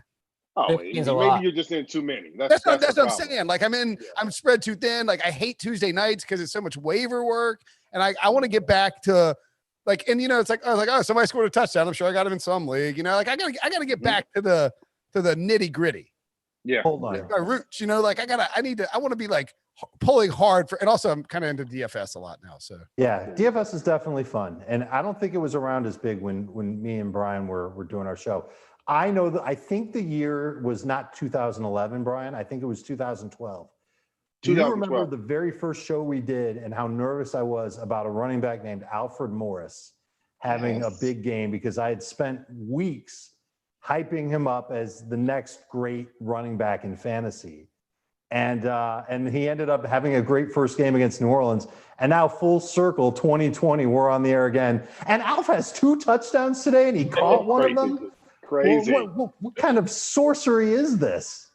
When I always laugh when I hear guys that I play with, Frank Gore, the guys that I played against, Alfred Morris, that are still playing football. It's just amazing to see the longevity that some of these guys, especially at the running back position, have had. Hard to do that. Your body takes a beating, and I feel that every single day. But more power to these guys that continue to get picked up. There's a reason why guys like Frank Gore and Alfred Morris continue to get picked up year after year because, first of all, they're going to be good students of the game. They're going to be quality teammates. And most importantly, they're just good people. And that's what coaches want to have around in their locker room. And that's why these guys keep getting picked up every single year. Dude, Alfred Morris is literally the nicest human being I have ever met. Mm-hmm. Like I was at the 2011 NFLPA party, which, by the way, those parties are sick. Like those things are nice, man. They throw down. And somehow ended up chatting up we ran into Alfred Morris and he was sitting there with like a water or like a ginger ale or something like that, wasn't drinking. And he was just hanging out talking to one of the waiters. And like that's like, he's just sort of like low key and like just an incredibly nice human being. And I'm glad that, and by the way, my first reaction Can I call you B West? I don't know if we're Sure. We're not as tight as you and Dave, so I didn't know. I don't have your T-shirt on. I do have a Pete Carroll shirt on though. Okay, that counts. I don't know if it counts today. Pete Carroll's getting his ass whipped. Yes, They are. But my first reaction when Dave said, we're on the show talking about Alfred Morris, I was like, what? Brian Westbrook playing when Alfred? I would have think that you were still playing. I guess that was your first year out, right? Yeah, I think so. It might have been my first because I think I graduated. I retired 2010, 11. So yeah, it was right after that. But it was just good to see. I mean, it's good to see guys. I mean, he wasn't Alfred. This is a good thing about Alfred Morris. He never was a star. Quality back. He always did the right thing. Makes the right cuts. He blocks well. He makes the right plays. And when he has the opportunity, that's why he has played so long. That's why it was really cool to see. By the way, you know what else? I think that Brian Westbrook, you should create sort of like a campaign that you are the person single-handedly responsible for shifting most fantasy leagues to PPR. I think it's kind of like you were number one running back in PPR. That year, I don't know which year it was exactly, but Damian Tomlinson obviously had a lot of 2007, of course. 2000. But like you were, I mean, in my mind, at least in like my mind, you were the guy who it was like, all right, like this dude is just a straight up dual threat. Like just because of Andy's system and the way that worked and your pass catching skills and ability to run all of that like meshed perfectly. I feel like. We were in a system and they don't actually do this as much in Kansas City as we did it in Philly, but we depended upon the running backs to be a big part of the passing game. If we couldn't get the running backs in the passing game, then we had good receivers. We didn't have enough talent at the receiver position to carry us and win games like we were able to do there in Philadelphia. And so Andy really developed a system where it was all about getting your playmakers in space, whether that was a running back or wide receiver. And so he would line us up. And this was way back in the day where teams weren't going nickel and weren't going dime very much. Teams were saying, okay, we're going to have 3 linebackers on the field at all times. And so we would just line up in 2 backs, and then they would just flank me out. They would say, okay, let's go motion out. And then now we have a mismatch, linebacker versus a running back. And it was my job to find my way to get open. And Donovan, his job was to find me. And that's it. That's what we did, pitch and catch all the time. But now when you see some of these guys here, I mean, these guys are getting it done against cornerbacks. They're getting it done against safeties. They're doing some of the things that I was able to do against linebackers, against much better players. These running backs these days, it's amazing to watch how the game has changed a little bit. And we want to pay them less, but we're asking them to do more different things than just run the football, which is always amusing to see from the running back position. All right, I got to ask then. I think, Darius Slay hobbling out. He's hurt. Unfortunately, he got hurt a few. He's had enough of Devontae Adams for the day, and certainly DK Metcalf. Looks like Maddox is going out too. He just got hurt on the previous play. Yeah, I think. But I'm kind of obsessed with Miles Sanders for whatever reason. He's just one of my favorite players. I felt like he was going to have that kind of Dalvin Cook year. I thought he was going to, put himself in the conversation as one of the best running backs in football. It's not happening. And now Jordan Howard's getting carries today. I mean, what is it? What do you think about Miles Sanders? Am I crazy? Is he just not as good as I think he is? Well, Adam, similar to you, coming into the year, I listened to everything the Eagles were saying, everything that Deuce Staley and Doug Peterson were saying, and they continued to say, he's going to be our bell cow. He's going to carry the load. He's going to run the ball. He's going to catch it out of the backfield. He's going to do all these things. And the one thing I think they forgot to do was remind the play caller, Doug Peterson, that you have that guy back there. And obviously he's dealt with some injury this season as far as Miles Sanders has. But the one thing that we haven't seen this year is his ability to catch the ball out of the backfield. I want to say coming into this game, he had 19 catches or something like that, when last year he had 50 on the season.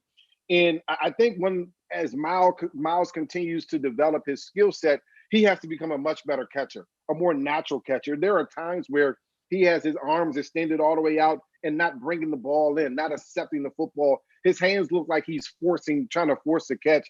And so he has to improve on that. But the other part is Doug has to be committed to the run game. I mean, he had 6 carries last. I mean, these numbers are crazy. If you're a bell cow, 15 is the lowest amount of carries. we're talking about at least 20 touches in every single game. And the weird thing is, for a football team like the Eagles, that really, when you look around, there is no other talent on the team except for Miles Sanders. Right. He should be touching the ball 20 to 25 times a game.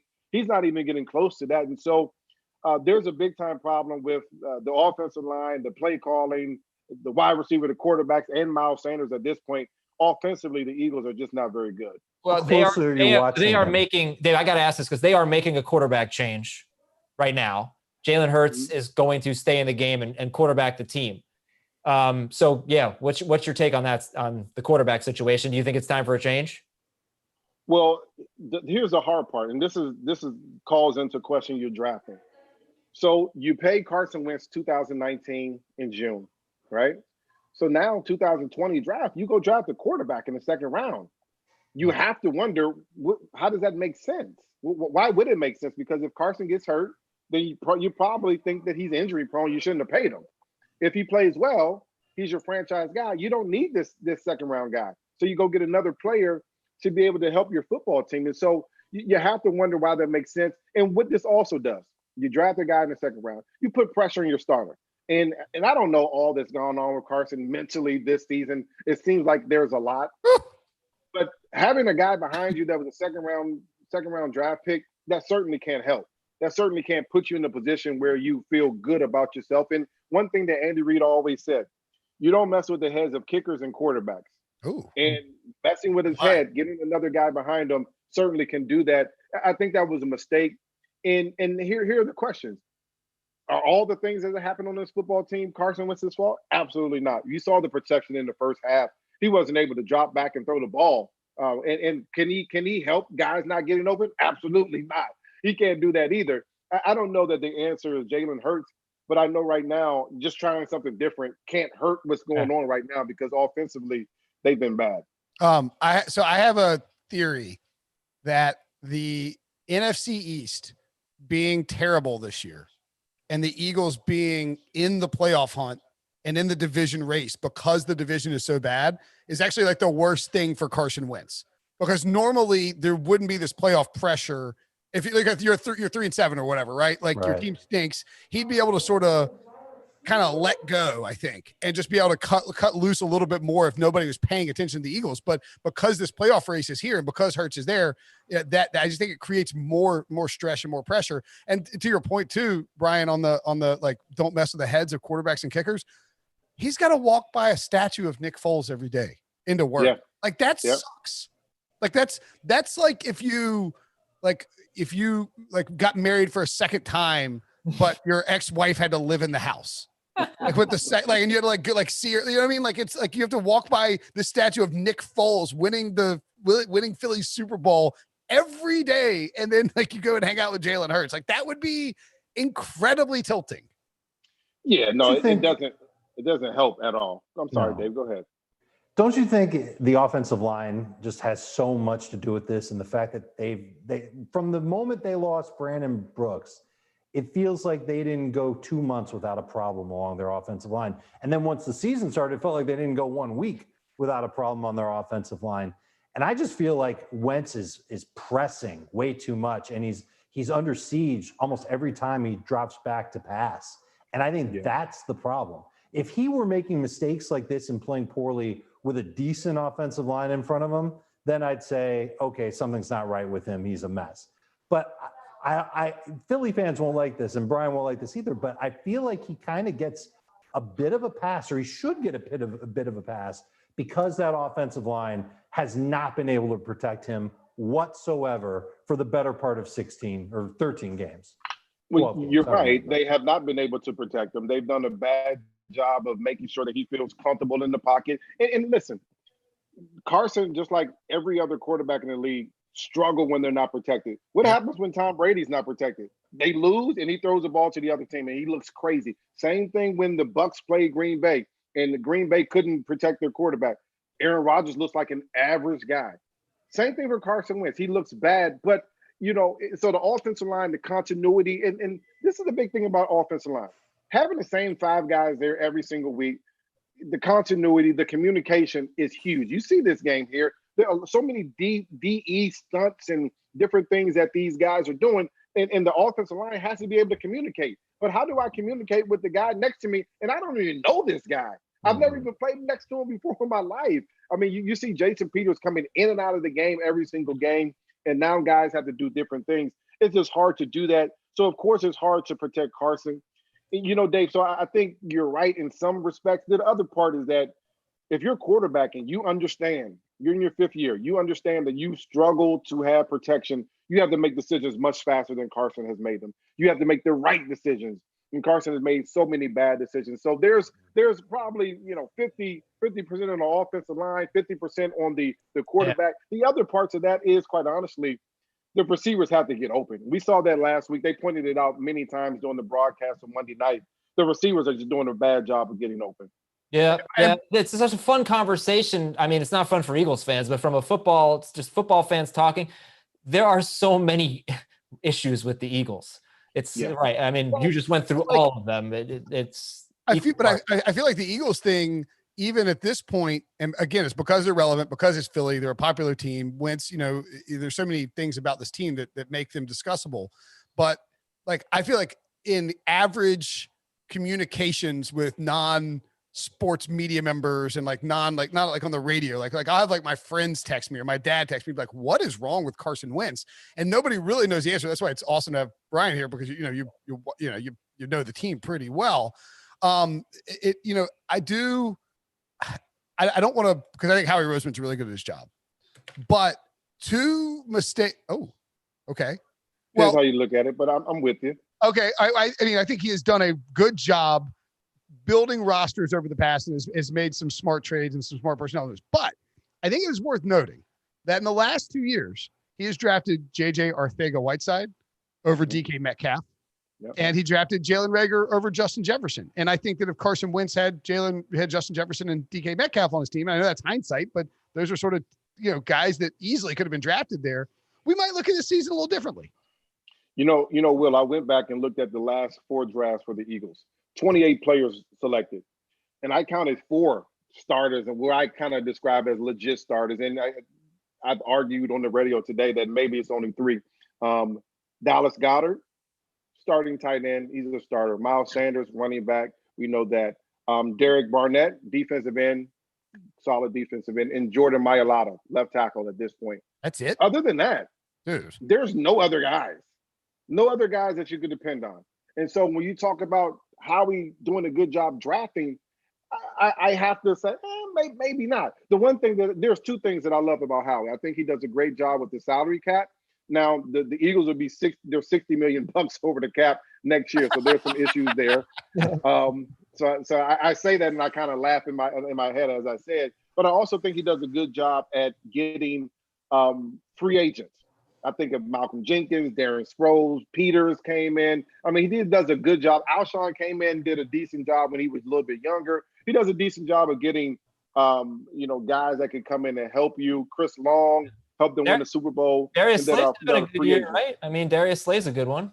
Yeah. Yeah, Darius Slay, he's been good until the last couple of weeks when he's played the better receivers in the league. So don't put him on an island with the 2 best receivers. That's what you can't. Well, that's why you brought him in. I know, but okay, you brought him in, and he's done a pretty good job on number 1s. But now you're talking about DK Metcalf and Devontae Adams, who are probably this year the best receivers in football. Oh, that was Jalen Hurts looking pretty good, by the way. We have a guest. Give him a little help. We have a guest who is not 30 seconds behind us on the show. Like usually, so you saw that touchdown when it happened, right? Yeah. Okay, usually whoever's like jumping on with us is like, wait, what happened? Is there something going to happen? This is a good even throw. going back, I just put up these draft lists, Brian, and it's like, so 2016, you can give him credit for going up and getting Wentz, and that's, he did that. But there's nobody really else. I mean, like, Big H, he's gone now. He's in Detroit. Jalen Mills. And then before that, it's like Aguilar, Eric Rowe, Jordan Hicks. And then, you have to go back to 2013 before he drafted, he drafted Lane Johnson and Zach Ertz for to find a bona fide star.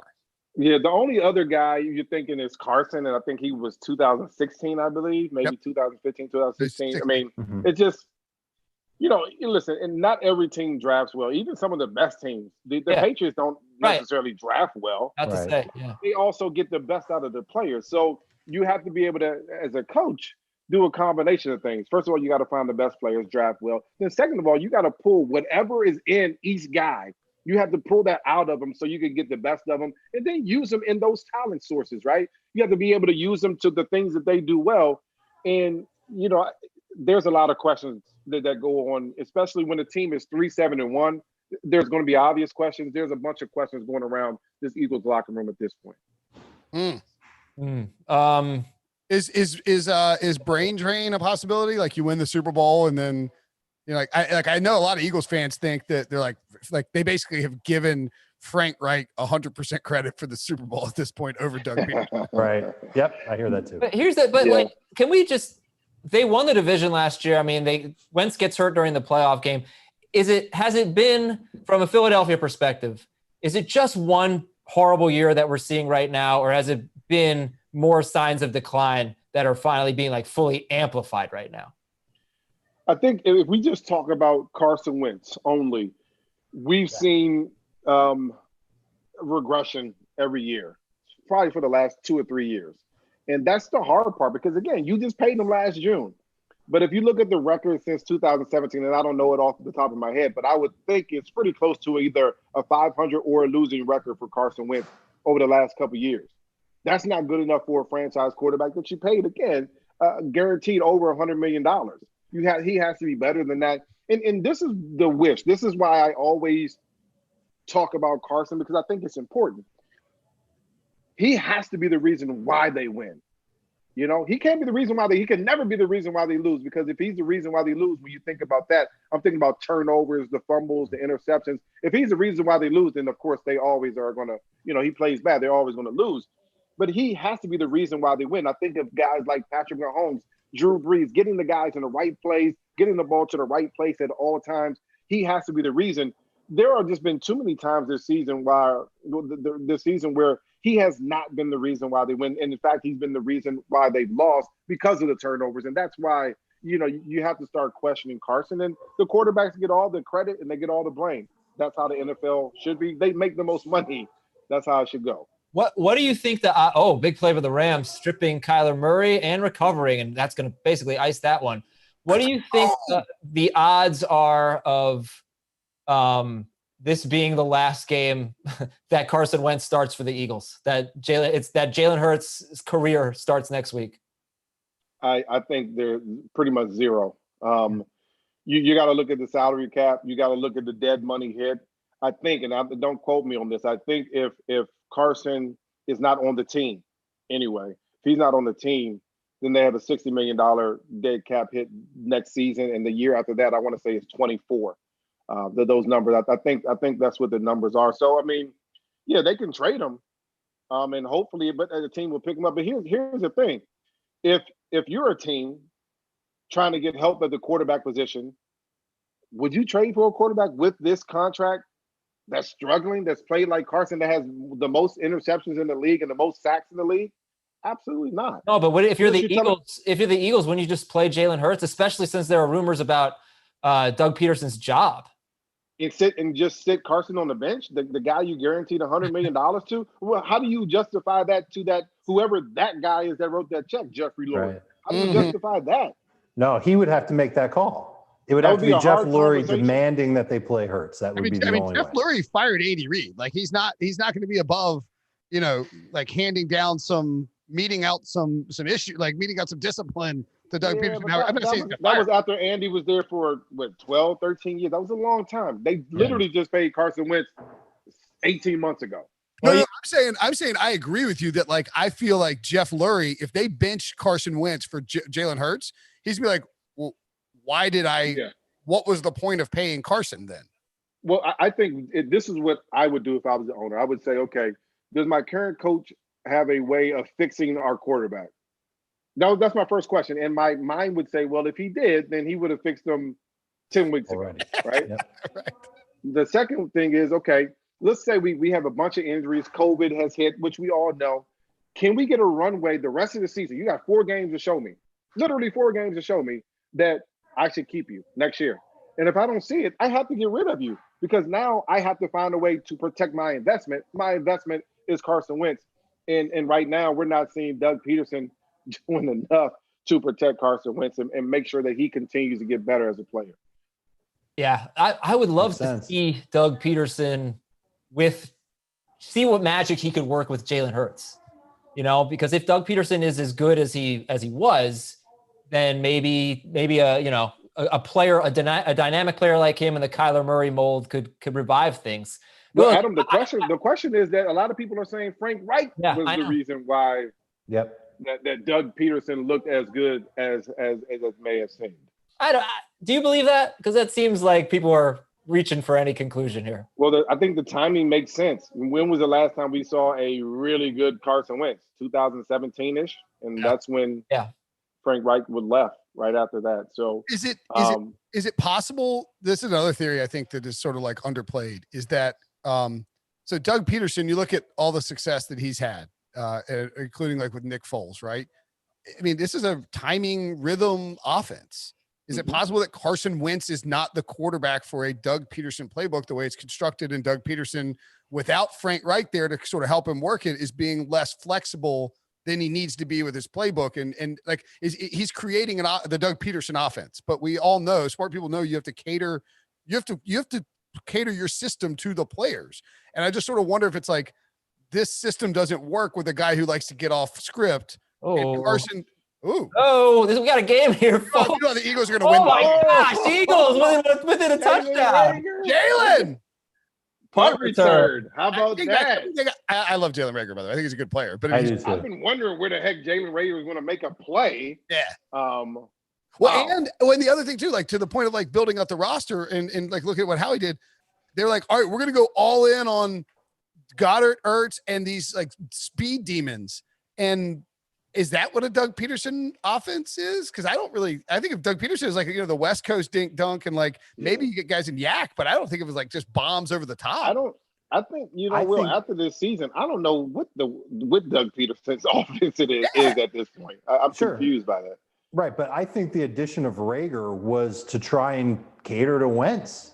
And that Wentz, when he gets off script, now he's got a downfield guy to go to in Jalen Reagor. Doesn't need a downfield guy. I was in love with the pairing. He needs a short area. Did you like guy. that, Dave? Really? He needs a short area guy, not a downfield guy. But he's got that in his tight ends, and I think we've seen that. That's ridiculous. You cannot win your offense on your tight ends. They're big and slow. Even if they're the best tight ends, you need wide receivers. Going into this year, he still had Alshon Jeffrey as a factor, and then for a spell this year, Travis Fulgham was that guy on the outside. Yeah. I think they need more receivers. I think that what they did at wide receiver, it definitely wasn't enough. Just by drafting Reagor, that wasn't enough.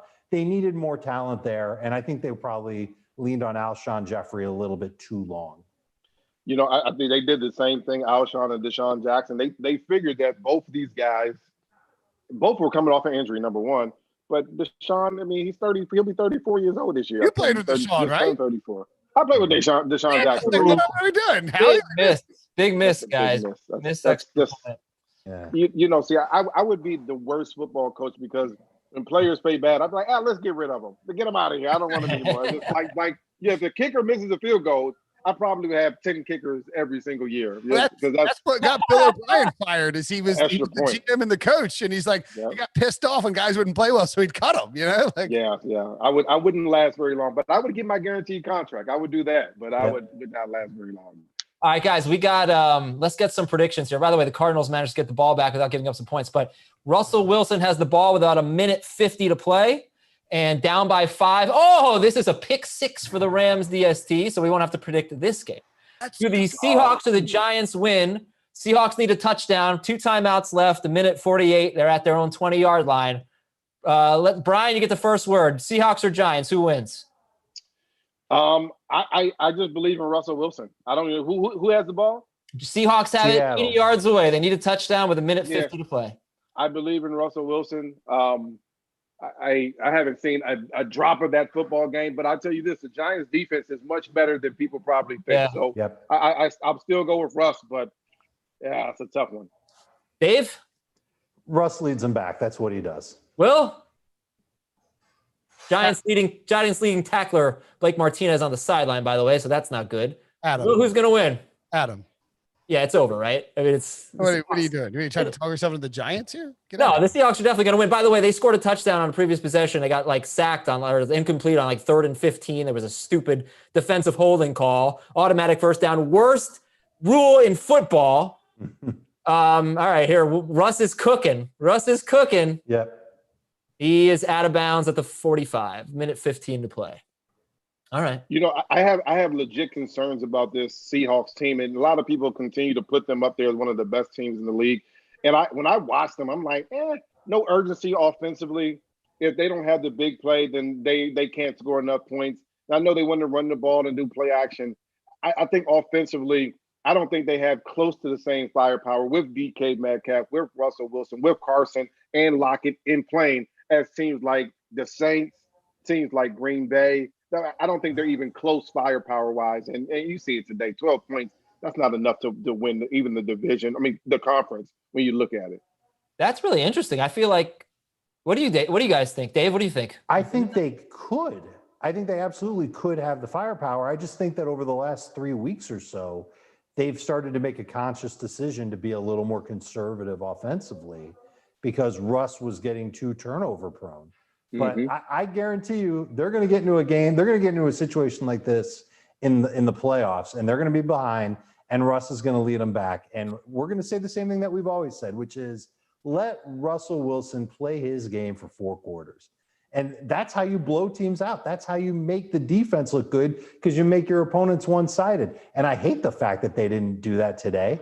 And now they're in the exact same situation that they were in almost every game last year and the year before that and the year before that, where Russell Wilson has to save them and play Superman in the 4th quarter. Well, I mean, did you really expect Pete Carroll to Pete Carroll and Brian Schottenheimer to go the entire year? He tried. I'll give him credit for trying to, but then he didn't stick with it. He went back to, first it was Carlos Hyde, and now it's, look, I get it with Carson. You want to get him involved. He's a good running back, but Russell Wilson's Russell Wilson. Right. Yeah. Revolve that thing around him. That's what I would say. You Guys, know, I got to run. Be West. It right. was great to see you. I will be in touch. Great to see you too, Dave. And I got to run too. I have to do my post-game show. So thank you so much, guys, for having me. I really do appreciate it. Thank you very much for coming on. All right, guys. Take care. All right. See you. Bye, Dave. Bye-bye. You know, Will, I am like legitimately shaking right now. I am so nervous. About the Giants? Yes, about the Giants. I am so nervous. Man. Well, and it's so inevitable. Like, there's no way the Seahawks are not winning this game. All right. Well, are the Packers going to be able to put this one away? Look at the Eagles stepping up. Wilson deep. Oh, you loser. How do you drop that? Interception. That should have been game over. You cannot waste your opportunities. You want to go on the road and beat a good team, Will. Julian Love's got to come huddle. They haven't snapped it yet for me, so it's. I shouldn't have called him a loser. That was unprofessional. I don't call him a loser. I shouldn't have done that. He's a winner. The Rams is my biggest bet of the day, so that's exciting. Dude, the Eagles. I mean, they got third and 10. All right, this Aaron Rodgers is going to break the Eagles. A pass by Russ. Yeah, it's too early for desperation. It was 1st and 10. What are you doing? How are we so far behind? How are all of your television? Are you streaming? I have don't worry about it. It's just magic I work. All right, Eagles getting the ball back. Oh, that is a hell of a hit. You know, people are wondering about the Giants defense. How are they good? Jabril Peppers is good. The Giants have gotten the better of the Odell Beckham trade. Blake Martinez, who's out right now, is like the 4th leading tackler in the NFL. Leonard Williams is awesome. He had 6 sacks coming into the game. They have 3 really good defensive tackles. They're getting a lot of push up front from those guys. They have a decent pass rush, surprisingly. And Bradbury's been a great addition. Bradbury, Dave Gettleman. It was a little weird that he wanted to pay a cornerback after he refused to pay Josh Norman in Carolina, but Bradbury was a good one to pay. Yeah, and the trade. Oh, there's Leonard Williams with a sack, and it is 4th and very long right now. And the Seahawks have to use their last timeout. The Leonard Williams trade was the weirdest trade. They basically gave up a 3rd-round pick for a guy who was about to become a free agent. And when they were terrible, they franchise tagged him. He is a star right now. He should be all pro. That's how good he's been. Yeah, and they're going to have to pay him. They are going to have to pay him. Yes, absolutely. But he's got like 8 sacks this year. Crazy. They should have traded for him and signed him to a contract. Yeah, probably. But last he's year. about to become a free agent. They should have not traded for him and signed him to a contract. Hey, Dave Gettleman basically is like, you guys are gonna kill me because I have to franchise tag him. I can't let him walk for nothing, you know. All right, Eagles Jalen Hurts gonna win this game. Maybe. Let's see if Jalen Hurts can get Miles Sanders going. That's what our fantasy managers want to know right now. What should I have for supper? I'm gonna have a chimichanga if that helps you. Ooh, I haven't had chimichanga in forever. Leftovers from Friday night. All right, Will. I'm freaking out.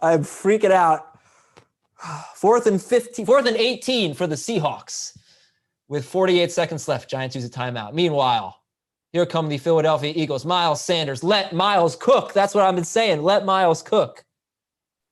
Let Miles cook? Yeah, man. That's the line, right? Give him the ball. I wonder if anybody watching at our Twitch stream knows my Google only shows up in Russian now. It drives me insane. Only on Google Chrome though. Like it doesn't do it on now I kind of want some tacos. Yeah, man. Unbeatable. Like Mexican food, I think would be if that could just I guess Italian. Close second. If you could only have one? Yeah, forever. Hamburger, says Ozzy. That could be delicious. No. Oh, yeah, just tonight. Yeah. Yeah, that could be a good one. Use Brave. What is Brave? I don't know. I've never heard of Brave. I have Safari too.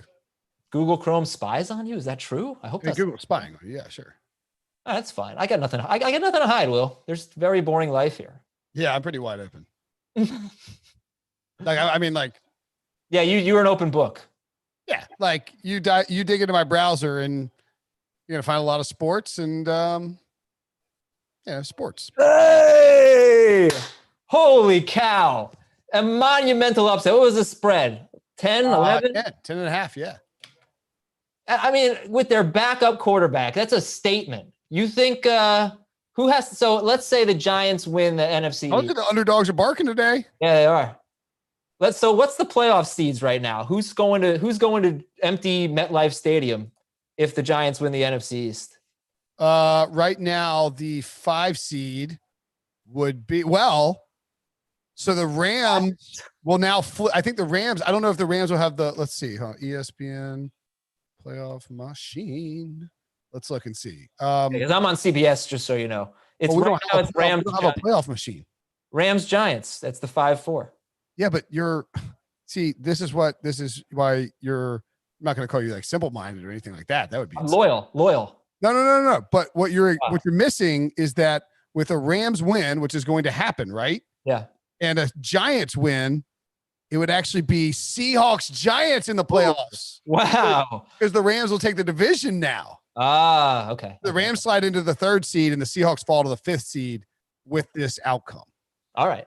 Well, look, we got a 1-possession game here.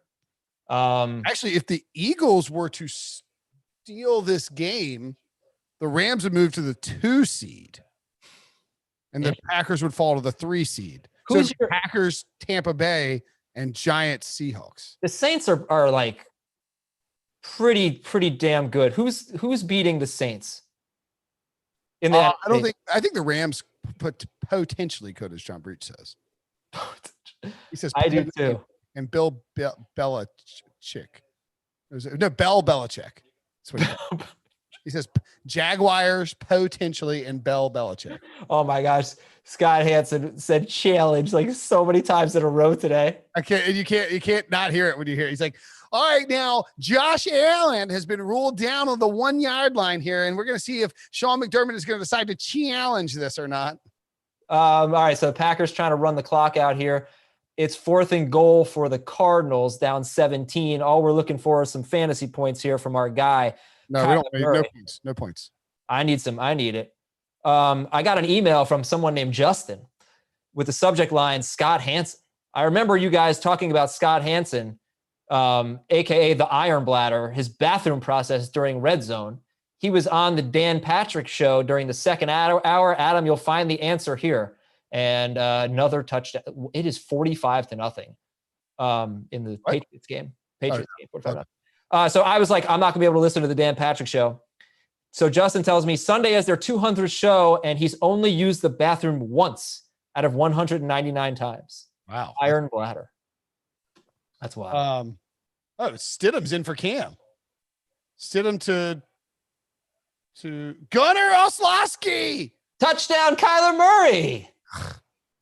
3 touchdown passes today, and he played a pretty bad game. Uh-oh. Oh, Aaron Jones loose. He gone.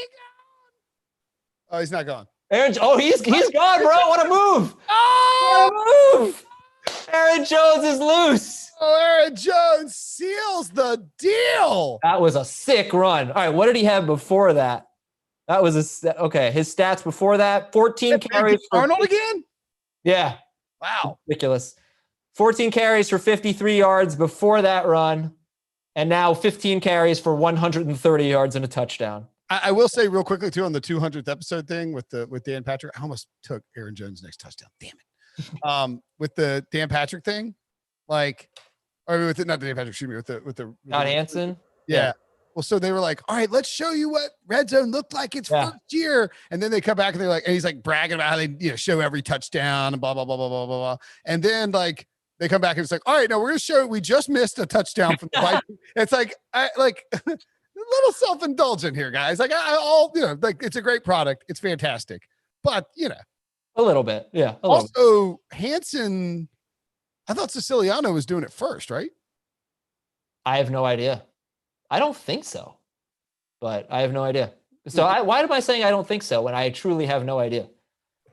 That was a huge play there for Aaron Jones and the Green Bay Packers, and they have a 2-score lead. Will, who do you think is going to be the quarterback of the Philadelphia Eagles next week? I think they still got to go. They're going to go with Carson. I don't think they'll bench because they can just bring Hurts in as like a part of a group of package plays or something like that. Right. Do you know numbers today? Red Zone's been going since 2009. Let's see. Red Zone channel. Yeah, I was about to say, do you know how you'd be like Red Zone channel? Okay, yeah. So Red Zone channel with Siciliano has been around for longer. Oh, is that right? Yes. But obviously the Red Zone channel is only available on DirecTV. Whereas the Red Zone NFL Red Zone, is produced by NFL Network. Right. Okay. Good to know. Wow, my starting running backs in this must-win league: Frank Gore, Miles Sanders. Oof, that's not great. I played Henry Ruggs. That was good. What a crappy way to go out. That Green Bay run vaulted me into the top of my picks league. I'm now in first. And yeah, it's pretty sweet. Well Although done. I think I had the Eagles against the spread on the site.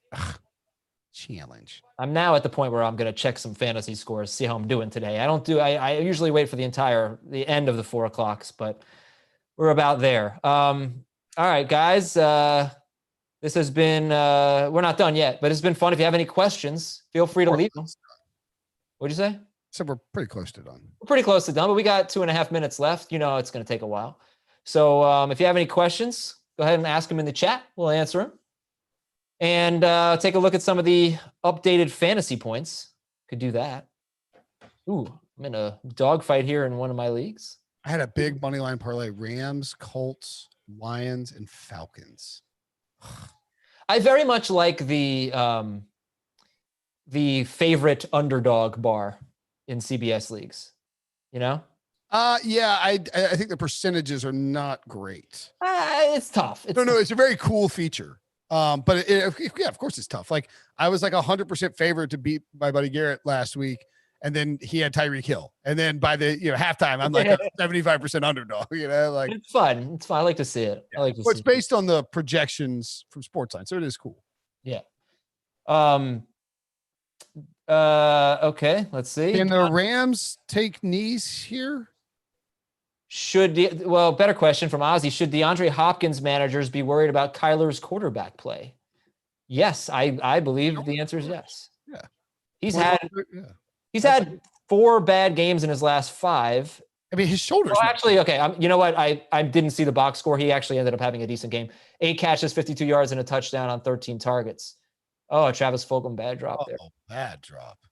But if you take out the Hail Murray, it's been a bit of a struggle for him lately. Oh wait, the Cardinals are going to get the ball back, aren't they? And go score some garbage time touchdown. Oh, that'd be nice. No, I could use that. Oh, F you. All right, it was officially Cam Akers Day. 20 carries for Cam Akers.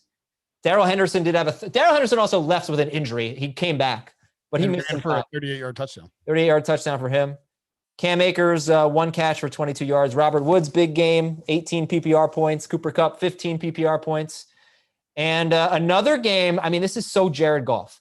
351 yards, 1 touchdown. They don't throw in the red zone. And I saw Kupp get around the end zone a couple times, like just a little bit of bad luck. But Akers, Henderson, and Goff himself, they all have rushing touchdowns. Great game by the Rams. 38 points. Oh, boy. Pete is melting down again. He is 2-6 against the spread this week. He's collapsing. I am 6-2 so far. Booyah. That's pretty great. I have the Giants, the Rams, the Pats. I took the Eagles plus 8.5 though. That was dumb. I'm not a gambler, but if I were going to take one game, because that's usually what I do. If I bet, I'm going to bet like everything on one game. That's a smarter approach, probably. What would it have been? Mine would have been the Rams. Minus 2.5. I think I probably would have gone Saints -3. They covered, right? They won by 5? Yeah, they did cover. Okay. I like the Falcons in that game. I was dumb. All right. Rams or Patriots? I think. Patriots, yeah. Patriots, they covered, right? Yeah. Well, I thought the Pats. So I think my best bets. I need to see what my best bets were for the podcast. So we obviously do a best bets podcast, and I think usually Debo leaves him on here, but sometimes he takes him off. Let's see if he. Can't find him. Okay. Well, listen. I had the Giants under. That one. I had the Pats. I had the Rams. Yeah, you had a great week. Yeah, I think I might have had a great week. And you had Devontae Adams' first touchdown too. That's right. Yeah, I said that on the podcast. Hopefully, people took that and ran with it, or threw with it. Okay, so the Rams wrap it up. They win. Patriots win. Giants win. And the Eagles and the Packers are coming to an end here. And we'll watch a couple more plays. And if the Eagles don't keep this drive going, we'll sign off a little bit early. How do the Rams?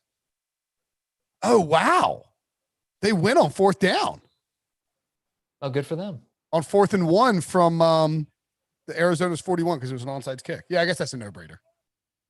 You say onside kick. Is that what I should be saying? Onside kick? Probably not. Whatever I'm saying is probably incorrect. All right, Jalen Hurts back to pass and intercepted. Oh, and folks, that will do it for the Home Team Watch Party presented by Lowe's. I want to thank Brian Westbrook and Jordy Nelson. Great. 2 more slam dunk home run guests today. It has been so fun all year long. We've got one more Home Team Watch Party presented by Lowe's, but the next time you see us will be Tuesday for the waiver wire. Oh. So I want to thank everybody again. Well, good stuff, man. Thanks. Always fun, Adam. This is the rare week where we had our game A ended early and B was not the final game ending.